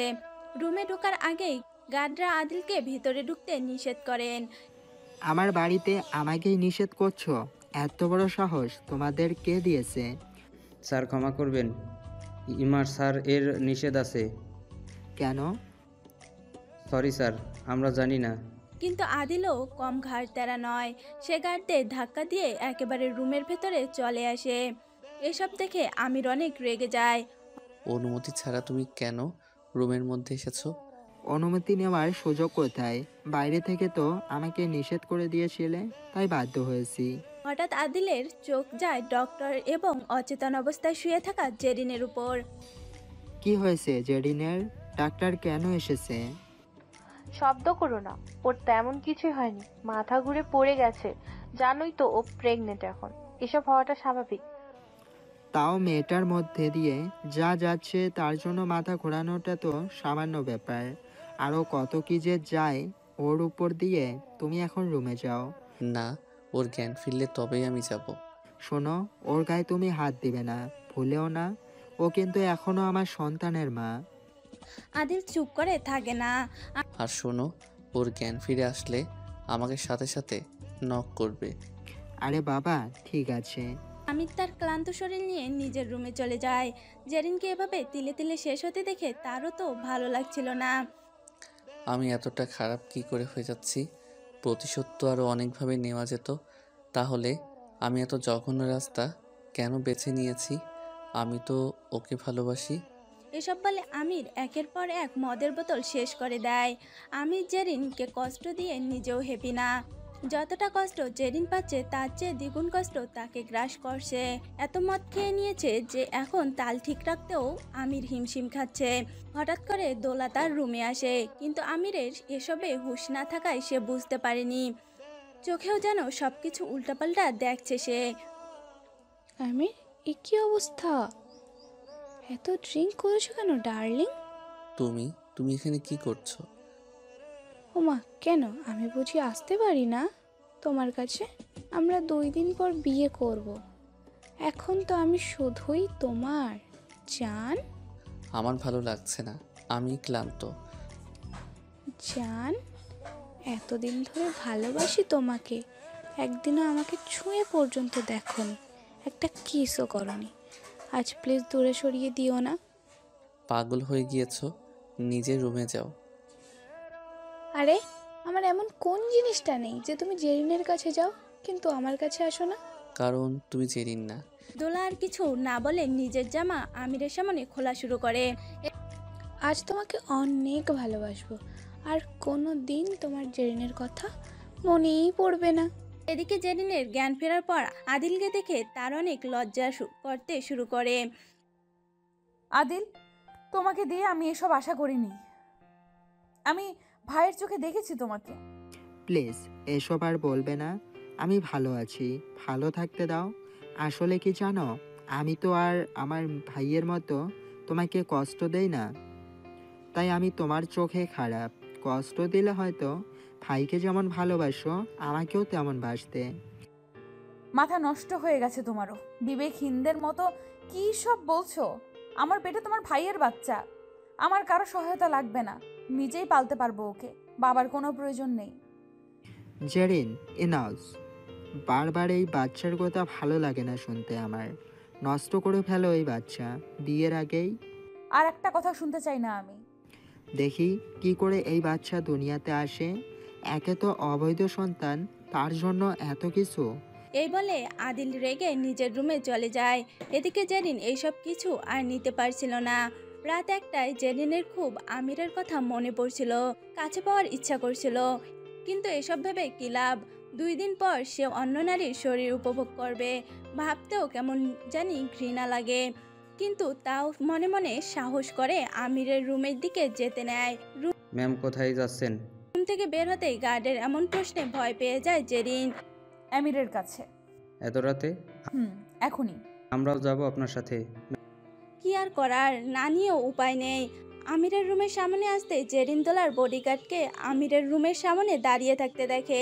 আপনি নিজের কাছে ছেড়ে আবার আমিরের সেবা কবে থেকে শুরু করলেন? ম্যাম, ভিতরে দোলা ম্যাম আছে, তাই আমি এখানে। এত রাতে দোলা এ ঘরে কি করছে? উনি 2 ঘন্টা আগে রুমে ঢুকেছেন, কিন্তু এখনও বের হয়নি।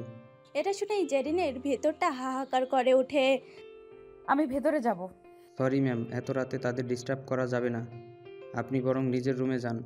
জেরিন তাদের কথা না শুনে আরও অনেকক্ষণ দাঁড়িয়ে থাকে, কিন্তু কোনো কাজ না হওয়াতে তাকে রুমে ফিরে যেতে হয়। সারা রাত আমিরের কথা ভেবে 2 চোখের পাতায় এক করতে পারেনি জেরিন।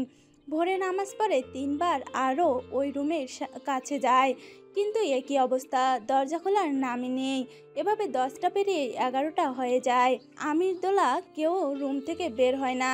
খুব চিন্তায় পড়ে যায় জেরিন। ছি আমির, এতটা নিচে কি করে নামলে? এখনো তো ওই মেয়ের সাথে তোমার বিয়েও হয়নি, এখনই শারীরিক সম্পর্ক? রুমের সামনে দাঁড়িয়ে জেরিন সব কিছুই চিন্তা করছিল। হঠাৎ করে রুমের দরজা খুলে আমির ভেতর থেকে বেরিয়ে আসে, আর তখনই আমির জেরিনের মুখোমুখি হয়। এই সময় তুমি কেন দরকার? ছি, তুমি আসলে নোংরা মানুষ। মাইন্ড ইওর ল্যাঙ্গুয়েজ, কি বলছো? একদম চুপ। এই বলে জেরিন আমিরকে ধাক্কা দিয়ে তার রুমের মধ্যে ঢুকে, আর রুমে ঢুকতে জেরিন যা দেখে তা দেখে তার বিশ্বাস ভালোবাসা সব এক নিমিষেই শেষ হয়ে যায়। কারণ কি জেরিন, এত অবাক হচ্ছ কেন? জেরিন অনেক ভয়ঙ্কর দৃষ্টিতে দোলার দিকে তাকিয়ে থাকে। তখনই আমি রুমে এসে জেরিনের হাত ধরে বলে, জেরিন, কি হয়েছে? একদম চুপ আমির, আমার বিশ্বাস ভাঙতে কি একটু মনের মধ্যে বাধা কাজ করেনি? দোলা এসব দেখে খুব মজা নিচ্ছিল। দোলা, তুমি জেরিনকে কি বলেছো? কি আর বলবো, যা বলার তাই। নাটক বন্ধ করো, এখনো কিন্তু বিয়ে হয়নি, এটা ভুলে যেও না। এটা শুনে দোলা একেবারে চুপ হয়ে যায়। জেরিন, আমি তোমাকে বুঝিয়ে বলছি, আমার সাথে আসো। এই বলেই যখন আমির আবারও জেরিনের হাত ধরে, তখনই জেরিন নিজের হাত ছাড়িয়ে আমিরের গালে এক চড় দেয়, কিন্তু আমির কিছুই বলে না। নিজের 2 হাত দিয়ে জেরিনের গালে আলতো করে হাত দিয়ে বলে, আমি কখনোই তোমাকে ধোকা দেইনি, বিশ্বাস করো। দোলা এমন একটা নাটক সাজিয়েছে যে তুমি মনে করেছো সে সঠিক আর আমি ভুল। আমি ওর সাথে রাত কাটানো কি ছুঁয়ে পর্যন্ত দেখিনি, এমনি কিস করা তো দূরের কথা। তোমার কোনো কথাতেই আমি আর গলবো না, তুমি আমার মনটাকে শেষ করে দিয়েছো। ওয়েট, একটা জিনিস দেখাচ্ছি। এই বলেই আমির তার ফোন ওপেন করে এই রুমের সিসিটিভি ফুটেজটা জেরিনকে দেখায়, যেখানে জেরিন দেখতে পায় কাল রাতে সত্যি দোলা আমিরের কাছে এসেছিল, কিন্তু অনেক কিছু করার পর ও যখন কোনো লাভ হয় না তখন সে রাগের মাথায় অনেক ড্রিঙ্কস করে ফেলে, আর এইসব করেই সে ঘুমিয়ে যায়। সকালে দুজনেই দেরি করে ঘুম ভাঙে, আর তাই দোলা যখন ঘুম থেকে উঠে নিজের গায়ে জামাটা পরতে নেয় তখনই জেরিন এই রুমে আসে। তাকে এমন অবস্থায় দেখে ভুল বুঝে। এদিকে জেরিনের সামনে যেন আসল সত্য বেরিয়ে না আসে, তাই সেও নাটক করা শুরু করে দেয়। নিজের চোখের সামনে সব সত্য দেখার পর জেরিনের নিজের প্রতি অনেক লজ্জা করতে শুরু করে। তাই কোনো কথা না বলে সে তাড়াতাড়ি করে নিজের রুমে দৌড়ে চলে যায়।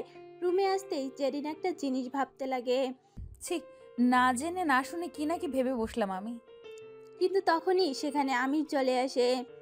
জান, কেন আমাকে বিশ্বাস করো না? আমাকে জান কেন বলছো? তোমার না হবু বউ আছে? রাখো তো। যাও এখান থেকে। সকাল সকাল এত তামাশা আমার ভালো লাগে না। এখন তো আর যেতে পারবো না, কারণ তুমি যে আমাকে না জেনে শুনে ভুল বুঝেছ, তার বদলে তো তোমাকে আমার একটা কথা রাখতেই হবে, তা না হলে তো তুমি ক্ষমা পাবে না। এই বলেই জেরিনকে আমির কোলে তুলে নেয়। কি করছেন? ছাড়ুন। লজ্জা করে না আমাকে ছুতে? আজ বাদে কাল আপনার বিয়ে। বিয়ে তো, কিন্তু এখনো তো আর বিয়ে হয়নি, তাই এখনো অধিকার আছে। অন্যের বউ হলে তখন কি আর এসব করতে পারবো নাকি? এই বলে জেরিনকে সে পাগলের মতো কিস করতে শুরু করে দেয়। বেচারি জেরিনের নিঃশ্বাস নেওয়ারও সুযোগ নেই, কিন্তু কি আর করার, আমিরকে দূরে সরাতেও ইচ্ছে করছে না তার। আমির যে শুধুই তার। আস্তে আস্তে করে আমি জেরিনের সব জামাকাপড় খুলে ফেলে, জেরিনও একই কাজ করে। দুজনের শরীর আদান প্রদানে মেতে উঠে। 2 ঘন্টা পর আমির ক্লান্ত শরীর নিয়ে বিছানায় শুয়ে পড়ে। চেন একটা কথা কি জানো, ভাগ্যে যা আছে তাই হবে। ছেড়ে চলে যাবে তাই সান্ত্বনা দিচ্ছ, তাই না? আমি কি করে তোমার ভাইয়ের সাথে থাকবো বলো? যে নারীকে তুমি ছুঁয়েছো, ভালোবেসেছো, তাকে যদি তোমার সামনে তোমার ভাই স্পর্শ করে, তখন কি তোমার একটুও খারাপ লাগবে না? আমির আর কিছু না বলে জেরিনের কপালে চুমু দিয়ে নিজের ড্রেস পরে সেখান থেকে চলে যায়। কিছুক্ষণ পর যখন আদিল জেরিনের রুমে যায় তখন সে অনেক অবাক হয়, কারণ ঘুমন্ত জেরিনের গায়ে একটা সাদা ব্ল্যাঙ্কেট ছাড়া আর কিছুই নেই। সারা রাত ঘুমাতে পারেনি বলে নিজের অজান্তেই আমির যাওয়ার পর জেরিন ঘুমিয়ে পড়ে। জেরিনকে দেখে আর আমির এর বুঝতে বাকি থাকে না যে কি হয়েছে, তাই সে আবারও আমিরের কাছে যায়, কিন্তু গার্ডরা জানায় আমির একটা কাজে বাইরে গিয়েছে। রাগের মাথায় নিজের রুমে গিয়ে ভাঙচুর শুরু করে দেয় আদিল।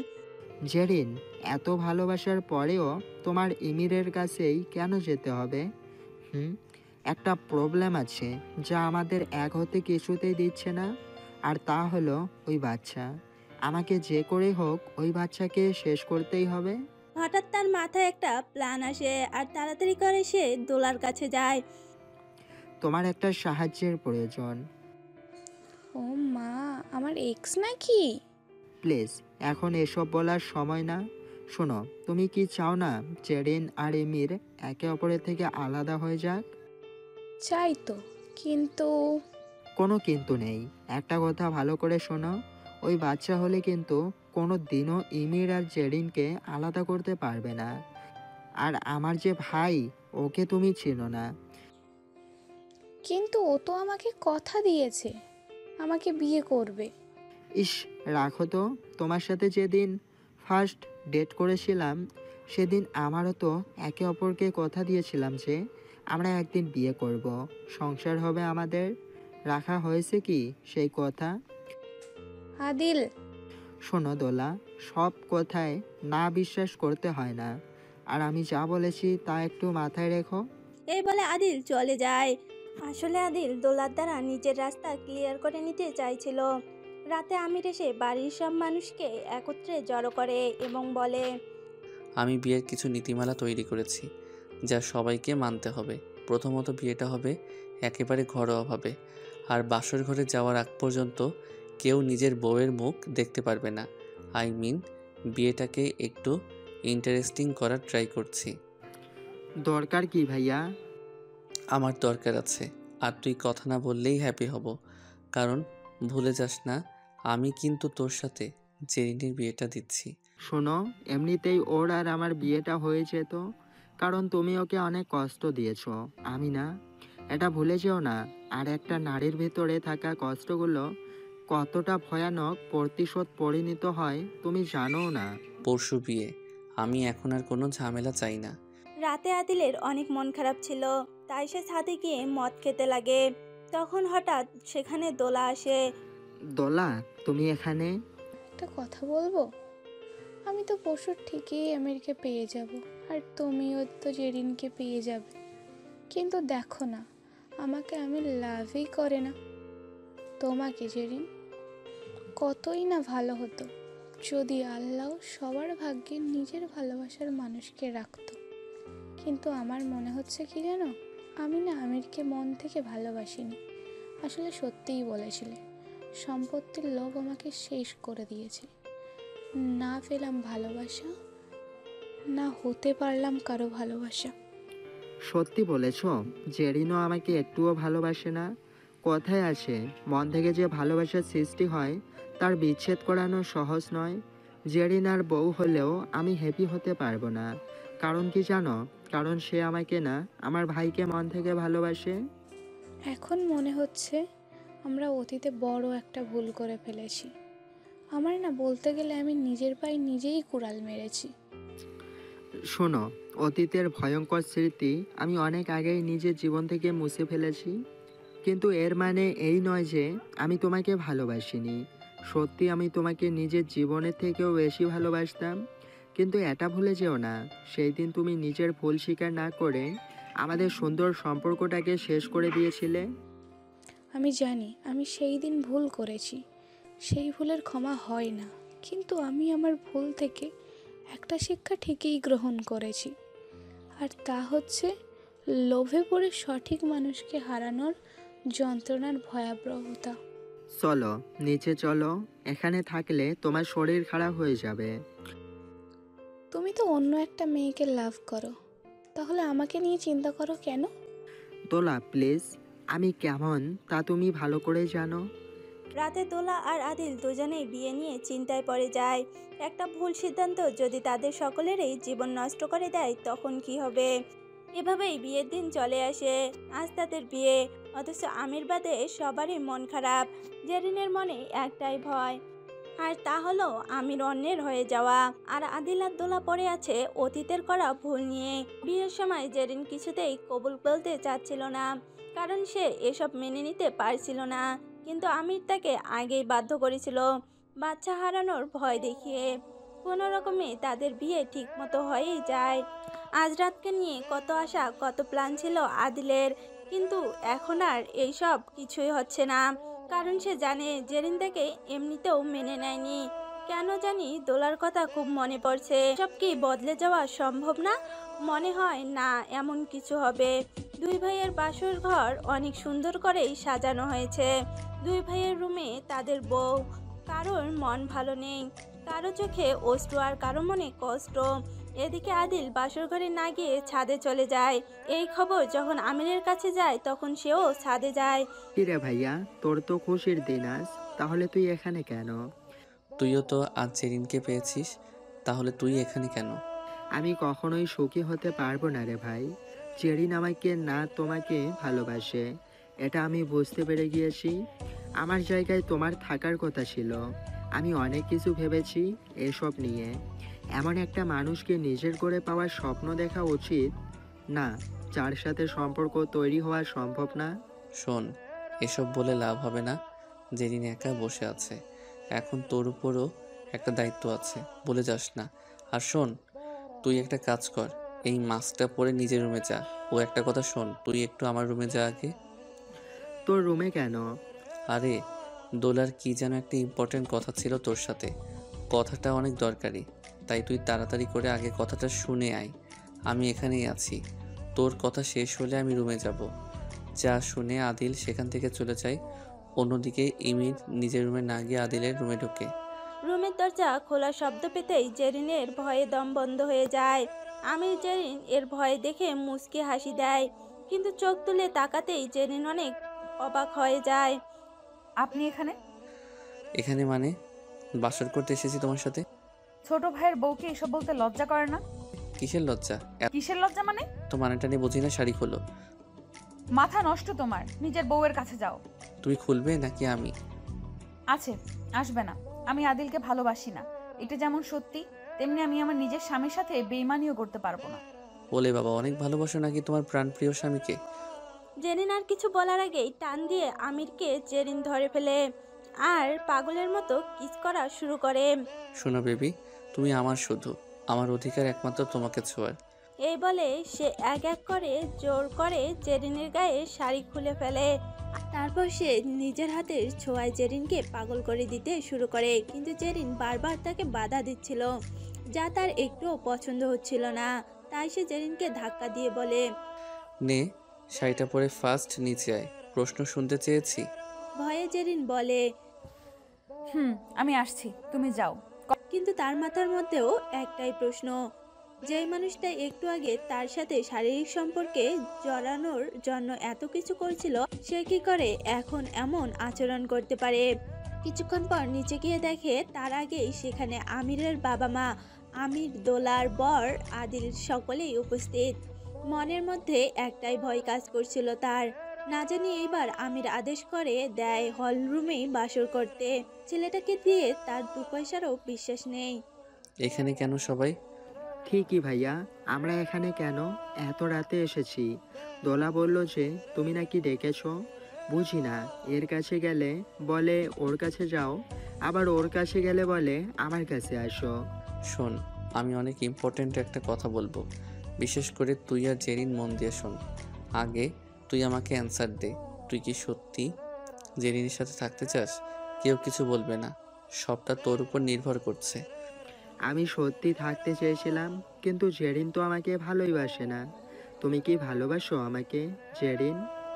কখনোই না, কারণ আমি আমিরকেই ভালোবেসেছি আর সারা জীবন ওকেই ভালোবাসবো। যতই তুমি আমার স্বামী হও না কেন, আমি বাধ্য হয়ে এই বিয়েটা করেছি, বুঝতে পেরেছো? কিন্তু কি আর করার, আমরা এখন ওকে অপরের জীবন সঙ্গী। হয়েছে, থামো তোমরা সবাই। এটা শুনে দোলা বলে ওঠে, যদি এই প্রশ্ন আমাকে করা হয় তাহলে আমি আদিলকেই বেছে নেব, কারণ মনে হয় না আমির আর আমার মধ্যে ভালোবাসা আছে, আর হওয়াটাও সম্ভব নয়। কারণ কি জানো, সে সারাটা জীবন আমাকে নিজের ভাইয়ের বউয়ের জায়গায় রেখেছে। যাক, এত না ঘুরিয়ে বলেই দেওয়া যাক, আসলে সবার বিয়ে তো ঠিকই হয়েছে, কিন্তু একটাও সত্য বিয়ে না। মানে কি ভাইয়া? বোকা ছেলে, তুমি হয়তো না পড়েই সাইন করেছো, ওইখানে বিয়ের কোনো লেখাই ছিল না, তাই না দোলা? এটা শুনেই দোলা হেসে বলে, হ্যাঁ, এটা সত্যি কথা, আর এসব কিছু আমি আগে থেকেই জানতাম। মানে কি দোলা? জেরিন আর আদিলের মুখে একই প্রশ্ন। আসলে কয়েকদিন আগে দোলা আমার কাছে এসেছিল, সে নিজেকেই বলে এই বিয়ে সে করতে চায় না। আর সবের মূল কারণ হচ্ছে সে নিজের ভুল বুঝতে পেরেছিল। সে চায়নি একটা মানুষকে ঠকিয়ে অন্য একটা মানুষকে এভাবে বিয়ে করতে, এতে করে কারো জীবনই সুখ আসবে না। আর সে আমাকে বারবার একটা রিকোয়েস্ট করেছিল, আদিল যেন আমাকে নিজের লাইফে আবার অ্যাকসেপ্ট করে নেয়, হয়তোবা সেটাই আমার জন্য বেস্ট অপশন হবে। আর সেদিন আমার মাথায় একটা প্ল্যান আসে। আসলে আমি আগে থেকেই চাইছিলাম যেন কোনো একটা কিছু পরে যেদিন থেকে প্রতিশোধ নেওয়া যাক, আর তাই তাকে কষ্ট দেওয়ার জন্য শুধুমাত্র আমি দোলার সাথে বিয়ে করতে রাজি হয়ে গিয়েছিলাম। কিন্তু আমি নিজেও দোলাকে তোমাকে একদমই পছন্দ করি না, তাকে সবসময় নিজের বোনের চোখেই দেখতাম। তাই আমি দোলাকে বলি, তুমি যদি আদিলকে নিজের লাইফে ফিরে পেতে চাও তাহলে আমার কথা মতো কাজ করতে হবে। সে কোনো দ্বিধাবোধ করেনি, আর তারপর থেকে আমাদের প্ল্যান অনুযায়ী কাজ শুরু হয়ে যায়। এত তাড়াতাড়ি যে বিয়েটা করে ফেলবো এইসব আমার মাথায় আগে আসেনি। কিন্তু আমি শুধুমাত্র একটা জিনিসই জানতে চেয়েছিলাম, আদৌ কি আদিল এবং জেরিন নিজেদের রিয়েল ভালোবাসার মানুষকে বুঝতে পারে কিনা। কিন্তু আমি ভাবতে পারিনি যে জেরিনকে শুধুমাত্র আদিল আবেগ দিয়ে বিয়ে করতে চেয়েছিল। আমি আদিলকে নিজের জায়গায় কল্পনা করি, যেমন আমি রাগের মাথায় দোলাকে বিয়ে করার সিদ্ধান্ত গ্রহণ করেছি, তেমনি আদিলও দোলাকে দেখানোর জন্য জেরিনকে বিয়ে করার মতো পরিস্থিতিতে চলে এসেছিল। তার মানে আমির আমার বিয়ে মিথ্যে, তাই না? ম্যাডাম, এটা শুনে জেরিন খুশিতে কান্না করে দেয়। তুমি কি করে ভাবলে আমি তোমার জায়গায় অন্য কাউকে বসাবো? এটা কখনোই সম্ভব না। আমি তো দেখতে চেয়েছিলাম আসলে তুমি আমাকে ভালোবাসো কিনা। কোন কথা দিয়ে তোমার সাথে? একটা মানুষকে তো কতভাবেই পরীক্ষা করা যায়। এত বেশি সিরিয়াস জঘন্য উপায় কেন বেছে নিলে তুমি? হয়েছে হয়েছে, আমার উপর আর রাগ করে থেকো না। এমনিতেও এটা আমাদের রাগ করার সময় না। আর শোনো, কাল তোমার আর আমার সুন্দরভাবে আয়োজন সহকারে বিয়ে হবে। আর আরেকটা কথা কি জানো, বাবা কিন্তু এই বিষয় সম্পর্কে জানতো, কিন্তু তারাও তোমাকে বুঝতে দেয়নি। এটা শুনে আদিল এবং জেরিন দুজনেই তাদের বাবা মার দিকে অবাক দৃষ্টিতে তাকায়। আর বাবা মা তাদের দিকে তাকিয়ে মুচকি হাসি দেয়। তখনই দোলা বলে ওঠে, সবার তো সব কিছু ঠিক হয়ে গেল, আটকা পড়ে গেলাম আমি আর আদিল। আমাদের কিছুই হবে না। এটা শুনে তাদের মা বলে, শোনো, এটা সম্পূর্ণ তোমার এবং আদিলের বিষয়। তোমরা যদি নিজেদের মাঝে সকল ঝামেলা ভুলে গিয়ে আবারও এক হাতে হতে চাও, তাতে আমাদের কোনো আপত্তি নেই। আমরা সাদরে তোমাদেরকে গ্রহণ করে নিব। কিন্তু একটা কথা সারা জীবন মনে রাখবে, যে কোনো পরিস্থিতি আসুক না কেন, জীবনেও নিজের ভালোবাসার মানুষের হাত ছাড়া যাবে না।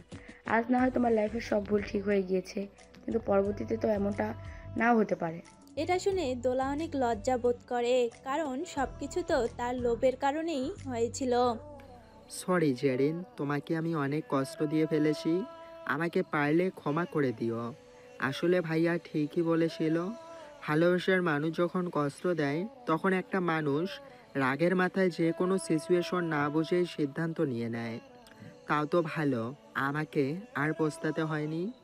দোলা এসব শুনে আদিলের হাত ধরে বলে, উইল ইউ ম্যারি মি?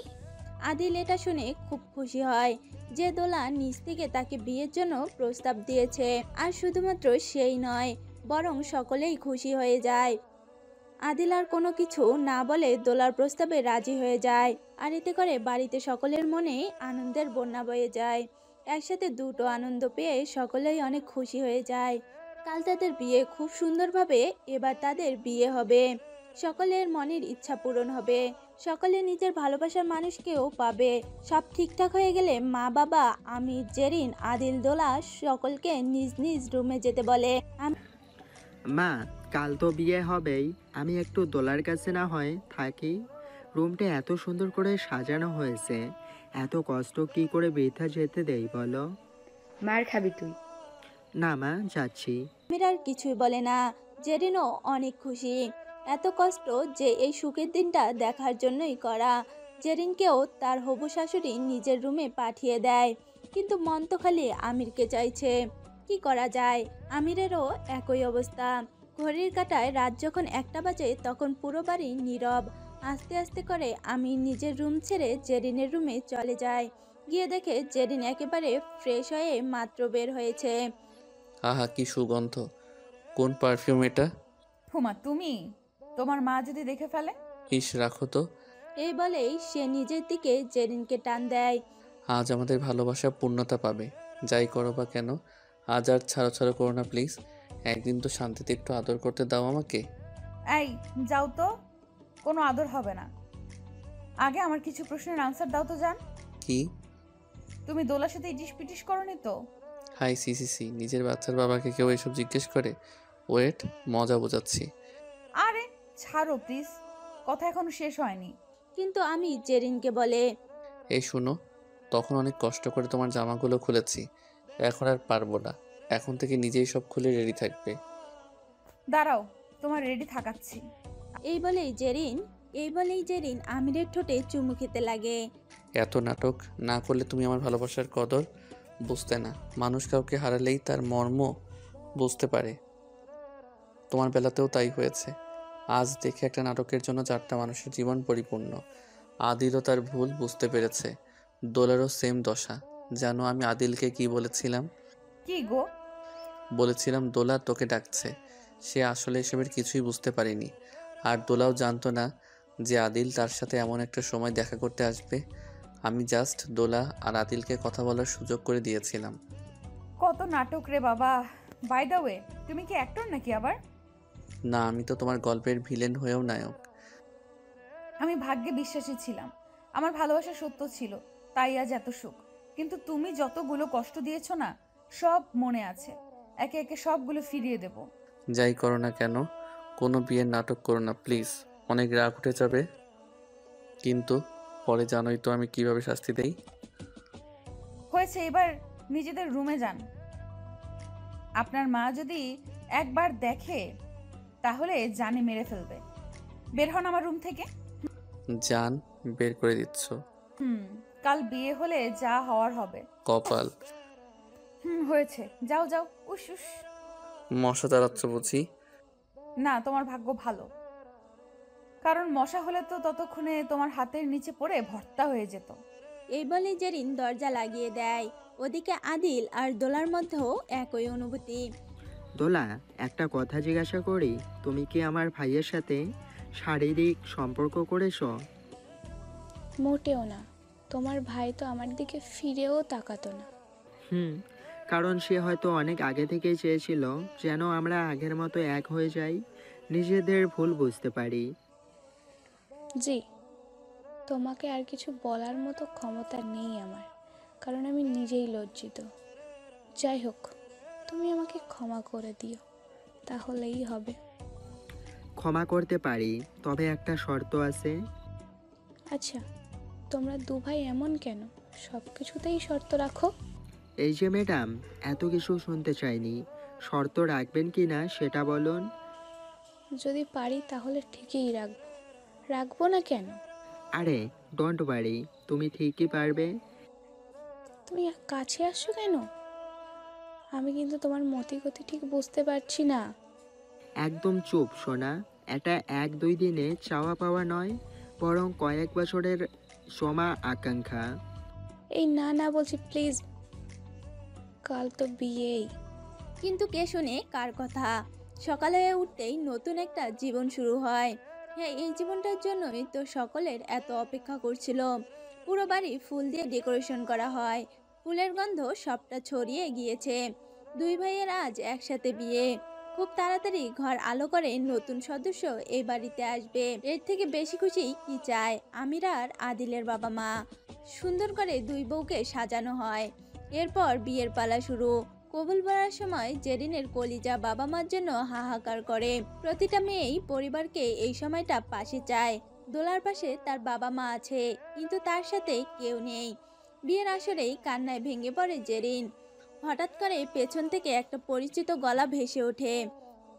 আর কাঁদতে হবে না, দেখ আমরা তো তোর সাথেই আছি। পেছনে ঘুরে তাকাতেই সে অনেক অবাক হয়, কারণ পেছনে সে যে তার বাবা মা আর ছোট ভাই বোনকে দেখতে পাচ্ছে। তোমরা? সারপ্রাইজ! কিছু বলার আগেই কান্নায় আরো ভেঙে পড়ে। বাবা মাও নিজের মেয়ের এমন হাহাকার দেখে নিজেদের আগলে রাখতে পারেননি। এসব দেখে আমিরের মা বলে যে, এই যে সবাই কাঁদলে কি করে হয়, তাও এমন একটা খুশির মুহূর্তে। সবকিছু পরে হবে, আগে বিয়েটা তো হয়ে যাক একবার। জেরিনও তখন নিজেকে সামলে কবুল বলে। যাক, বিয়েটা শেষ হলো শেষ পর্যন্ত। জেরিন ছাড়া আমির যেমন অপূর্ণ, তেমনি জেরিন তাকে ছাড়া সুবাসিন ফুলের মতো।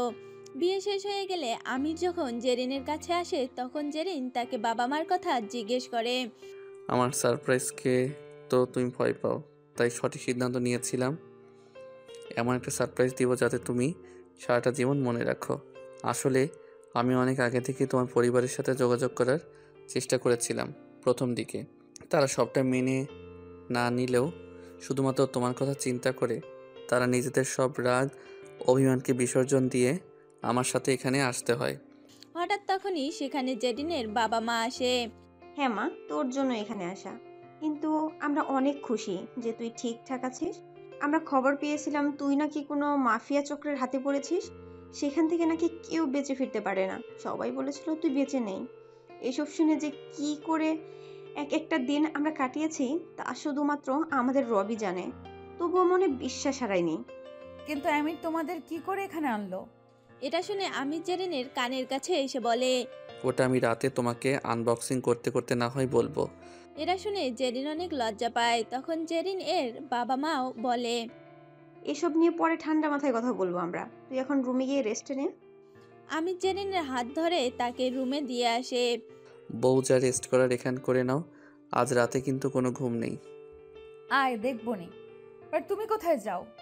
একটু পরেই তো আমার লাইফে অন্য কারো শাসন চলবে, তাই যতটা হাতে সময় আছে একটু চিল করে নেই। জেরিন আর কিছু না বলে মুচকি হাসি দিয়ে দরজা বন্ধ করে দেয়। ওয়াশরুম থেকে ফ্রেশ হয়ে একেবারে রেড কালারের নাইটিটা পরে বের হয়। ওমা, তুমি এসে পড়েছো? তাই বুঝি? এই বলেই জেরিনকে একটানে নিজের কাছে নিয়ে আসে। জেরিনের নিঃশ্বাসের শব্দ আমিরকে আরো পাগল করে তুলছিল। আমির জেরিনকে শক্ত করে ধরে পাগলের মতো কিস করা শুরু করে। আমিরের ঠোঁটের ছোঁয়া জেরিনের ঠোঁট ছাড়িয়ে সারা শরীরে ছড়িয়ে পড়ে। শুধু ঠোঁট নয়, হাত দুটোও চলছে পোশাক খোলায়। একসময় আমির জেরিনকে বিছানায় শুয়ে দেয়, তারপর আলমারি থেকে কিছু একটা বের করে। মনে আছে এগুলোর কথা? থাকবে না কেন? আজ আমি পরিপূর্ণ তৃপ্তি গ্রহণ করব তোমার। এই বলেই সে আগের মতো জেরিনের হাত হ্যান্ডস্কাপ দিয়ে আটকে দেয়, আর তারপর পা দুটো টেলিস্কোপিক টিউব দিয়ে। আর জেরিন বাধা দিচ্ছে না, বরং নিজেও ভালোবাসার স্বাদ গ্রহণ করে যাচ্ছে। হাত পা বেঁধেই হায়নার মতো সে জেরিনের উপর ঝাঁপিয়ে পড়ে। বাকিটা না হয় আপনারাই বুঝে নিন। এভাবেই 2 দিন চলে যায়। এখন জেরিন জানে যে কিভাবে তার বাবা মাকে এখানে এনেছে। আসলে জেরিন যখন রাগ করে এই বাড়ি ছেড়ে চলে গিয়েছিল, তখন আমির তাকে তেমনভাবে বাধা দেয়নি। তার একটাই কারণ, আর সেটা হচ্ছে সে বাংলাদেশে গিয়ে জেরিনের বাবা মায়ের সাথে গোপনে কথা বলবে দেখে। জেরিন চলে যাওয়ার পর আমির ঠিকই তাই করে। প্রথমে আমিরের কথা কেউ বিশ্বাস না করলেও পরে জেরিনের কিছু ভিডিও ক্লিপস দেখে তারা মেনে নেয় যে আমির সত্য কথাই বলছে। শুধুমাত্র মেয়েকে ফিরে পাবে এই আশায় তারা কোনো কিছু না ভেবেই এতটা পথ পাড়ি দিতেও রাজি হয়ে যায়। বিয়ের 2 দিন আগেই তাদের বিদেশে আনা হয়, কিন্তু কেউ যেন তাদের কথা না জানতে পারে, তাই আমি নিজের গেস্ট হাউসে তাদের রেখেছিল। তার কাছে মনে হয়েছিল বিয়ের দিন মা বাবাকে কাছে পাওয়ার থেকে বড় আর কোনো সারপ্রাইজে জেরিনের জন্য হতে পারে না। আর ঠিক তাই ঘটে। এখন তাদের হানিমুনের প্ল্যান চলছে। 2 ভাই একসাথে হানিমুনে যাবে। জেরিন, হানিমুনে কোথায় যেতে চাও? একটা জায়গায় যেতে চাই আমি, যদি তুমি আমাকে অনুমতি দাও তবেই। তোমার একটা কথাতে আমি সব করতে রাজি তোমার জন্য, একবার বলে তো দেখো। বাংলাদেশ যাব, আমি নিজের দেশকে অনেক মিস করছি। সবাই বেশ অবাক হয়, কিন্তু জেরিনের কথায় সবাই খুশি হয়ে যায়। তো কথায় কথায় আমিরের মা দোলাকে জিজ্ঞেস করে, কি গো জেরিন, তোর নিজের হানিমুন প্লেস ঠিক করে ফেলেছো? তুমি কি ঠিক করলে? আমিও বাংলাদেশেই যাব, সেখানে 1 উইকের মতো হানিমুন এনজয় করে না হয় অন্য কোথাও ঘুরতে যাব। আসলে জানিনি তো, ছোটোবেলায় আমি বিদেশ চলে এসেছি পরিবারের সাথে, তারপর আর কোনোদিন যাওয়া হয়নি। আসলে এই কথাই রইল, তোমরা সবাই একসাথে বাড়িতে গিয়ে হানিমুন এনজয় করো। আর তুমি মা দোলা, আমি চাই হানিমুন থেকে আসার পর তুমি একটা সুখবর নিয়ে আসো। এটা শুনে দোলা অনেক লজ্জা পায়, আর আদিলও একটু একটু পাচ্ছিল আর কি। তো সবকিছু খুব তাড়াতাড়ি অ্যারেঞ্জমেন্ট করে ফেলে আমির। জেরিনের বাবা মাও তাদের সাথে বাংলাদেশ যায়, সেখানে তাদের হানিমুন অনেক সুন্দর কাটে। একদিন জেরিন আর আমির রাতে রাস্তায় হাঁটতে বের হয়। জানো জান, আমি খাওয়া দাওয়া করলে একটু আর লড়চড় করতে পারি না, না হাঁটলে শান্তি পাই না। তাই তো তোমাকে নিয়ে হাওয়া খেতে বের হয়েছি। আজ একটু শান্তি পাচ্ছি। কেন, সব সময় কি অশান্তিতে থাকো? আরে তেমন কিছু না, তোমার বডিগার্ডদের ভাগ্যিস দূরে দাঁড় করিয়ে রেখেছো, তা না হলে তো গা ঘেঁষে দাঁড়িয়ে থাকে। কি দায়িত্ব ওদের? ইস, আমার তো মাঝে মাঝে মনে হয় ওগুলো বডিগার্ড না, আমার সতীন। ছি, যাও তো। আমিরের এমন মুখের রিয়াকশন দেখে জেরিন আর না হেসে পারে না। ওয়েট বেবি, একটা কল এসেছে, তুমি এখানে থাকো, আমি আসছি।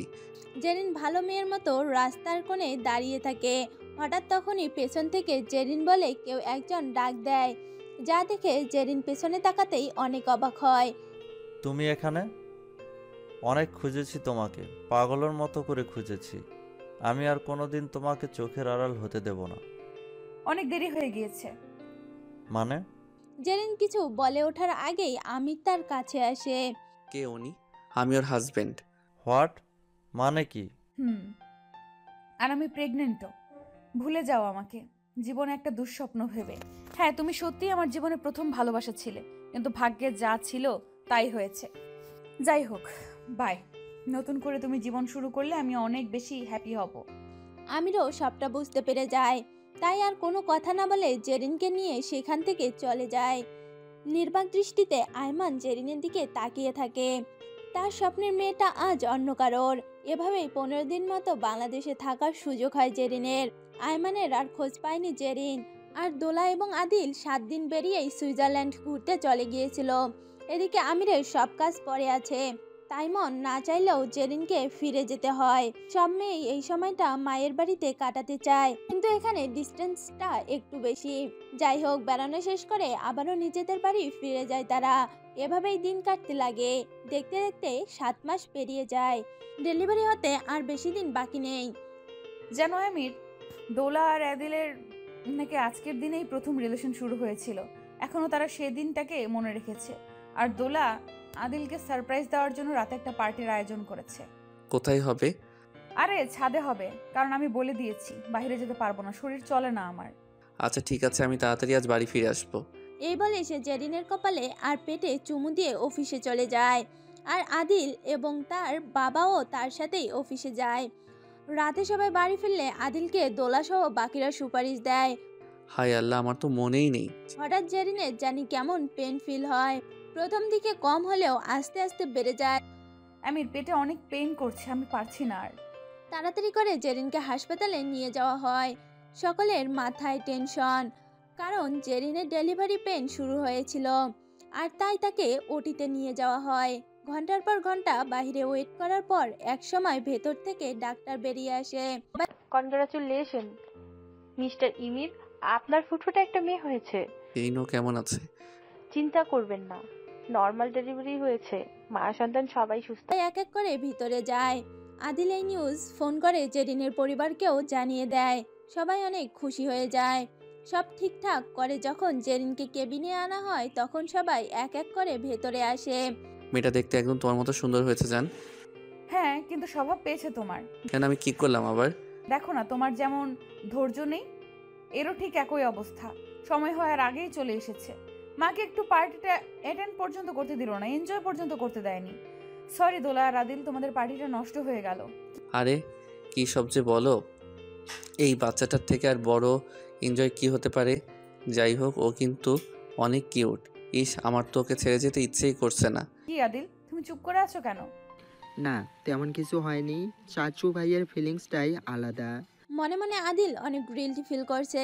কি করে একদিন সে এই নিষ্পাপ শিশুটিকে মেরে ফেলার কথা মুখে এনেছিল।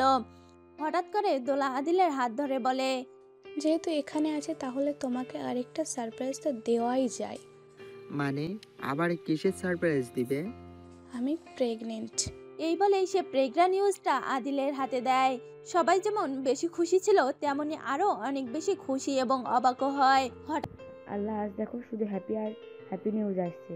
আমার ছেলে নাতনি আর বোমাদের উপর যেন কারো নজর না লাগে। হঠাৎ করে জেরিনের ফোনে একটা ভিডিও কল আসে। ফোনটা আমিরের কাছে ছিল। হ্যালো ইমির। তুমি আয়মান না? জি, একটু আগেই গুড নিউজটা পেলাম। শুভেচ্ছা তোমাকে। থ্যাঙ্কস। ফোনটা কি জেরিনের কাছে দেওয়া যাবে? আমির ফোনটা জেরিনের কাছে দিতে আয়মান তাকে বলে, তুমি এভাবে সব সময় সুখী হও। আর একটা খবর দেওয়ার আছে তোমাকে। আমার সামনের সপ্তাহে বিয়েতে তুমি থাকলে অনেক খুশি হতাম, কিন্তু আমি জানি তোমার শরীরের কন্ডিশন এখন ভালো নেই। শুনে অনেক খুশি হলাম তুমি বিয়ে করেছো। কারো জন্য কারো জীবনকে থামিয়ে রাখা উচিত নয়। আর আমার মেয়ের জন্য দোয়া করবে। কথা বলা শেষ হয়ে গেলে আমির সবার সামনে জেরিনকে বলে, আজ আমাদের জীবন পূর্ণতা লাভ করেছে। ঘর আলো করে মেয়ে এসেছে। এখন মনে হচ্ছে জীবনে আর কোনো কিছু চাওয়ার পাওয়ার নেই, সব পেয়ে গিয়েছি আমি। জীবনের শেষ মুহূর্ত পর্যন্ত আমি তোমাদের দুজনের পাশে সব সময় থাকবো। এই বলেই সে জেরিনার নিজের মেয়ের কপালে চুমু দেয়। সবাই এতে অনেক খুশি হয়। হ্যাঁ, এইভাবেই সেই দিনে সেই টক্সিক লাভারটা আজ জেরিনের জীবনের সবচেয়ে গুরুত্বপূর্ণ মানুষের তালিকায় অন্যতম হয়ে দাঁড়িয়েছে। এইভাবেই তারা নিজেদের গল্প চালিয়ে যাবে। তাদের মেয়ে সুন্দর একটা নাম রাখবে। একদিন দোলা আর আদিলের ঘরেও কোনো এক অতিথি আসবে। কারো লাইফ থেমে থাকবে না। হয়তো এভাবেই তাদের সকলের ভালোবাসা দিন দিন বৃদ্ধি পাবে। মোরাভার এত ঝামেলার পরও যে তারা দুজন এক হতে পেরেছে, সেটাই অনেক। কথায় আছে না, কাউকে মন থেকে চাইলে তাকে একদিন না একদিন ঠিকই পাওয়া যায়। যদিও ভাগ্যটা অনেক বেশি গুরুত্বপূর্ণ। যাই হোক, এভাবেই জেরিন এবং আমিরের লাভ স্টোরি হ্যাপি এন্ডিং হয়।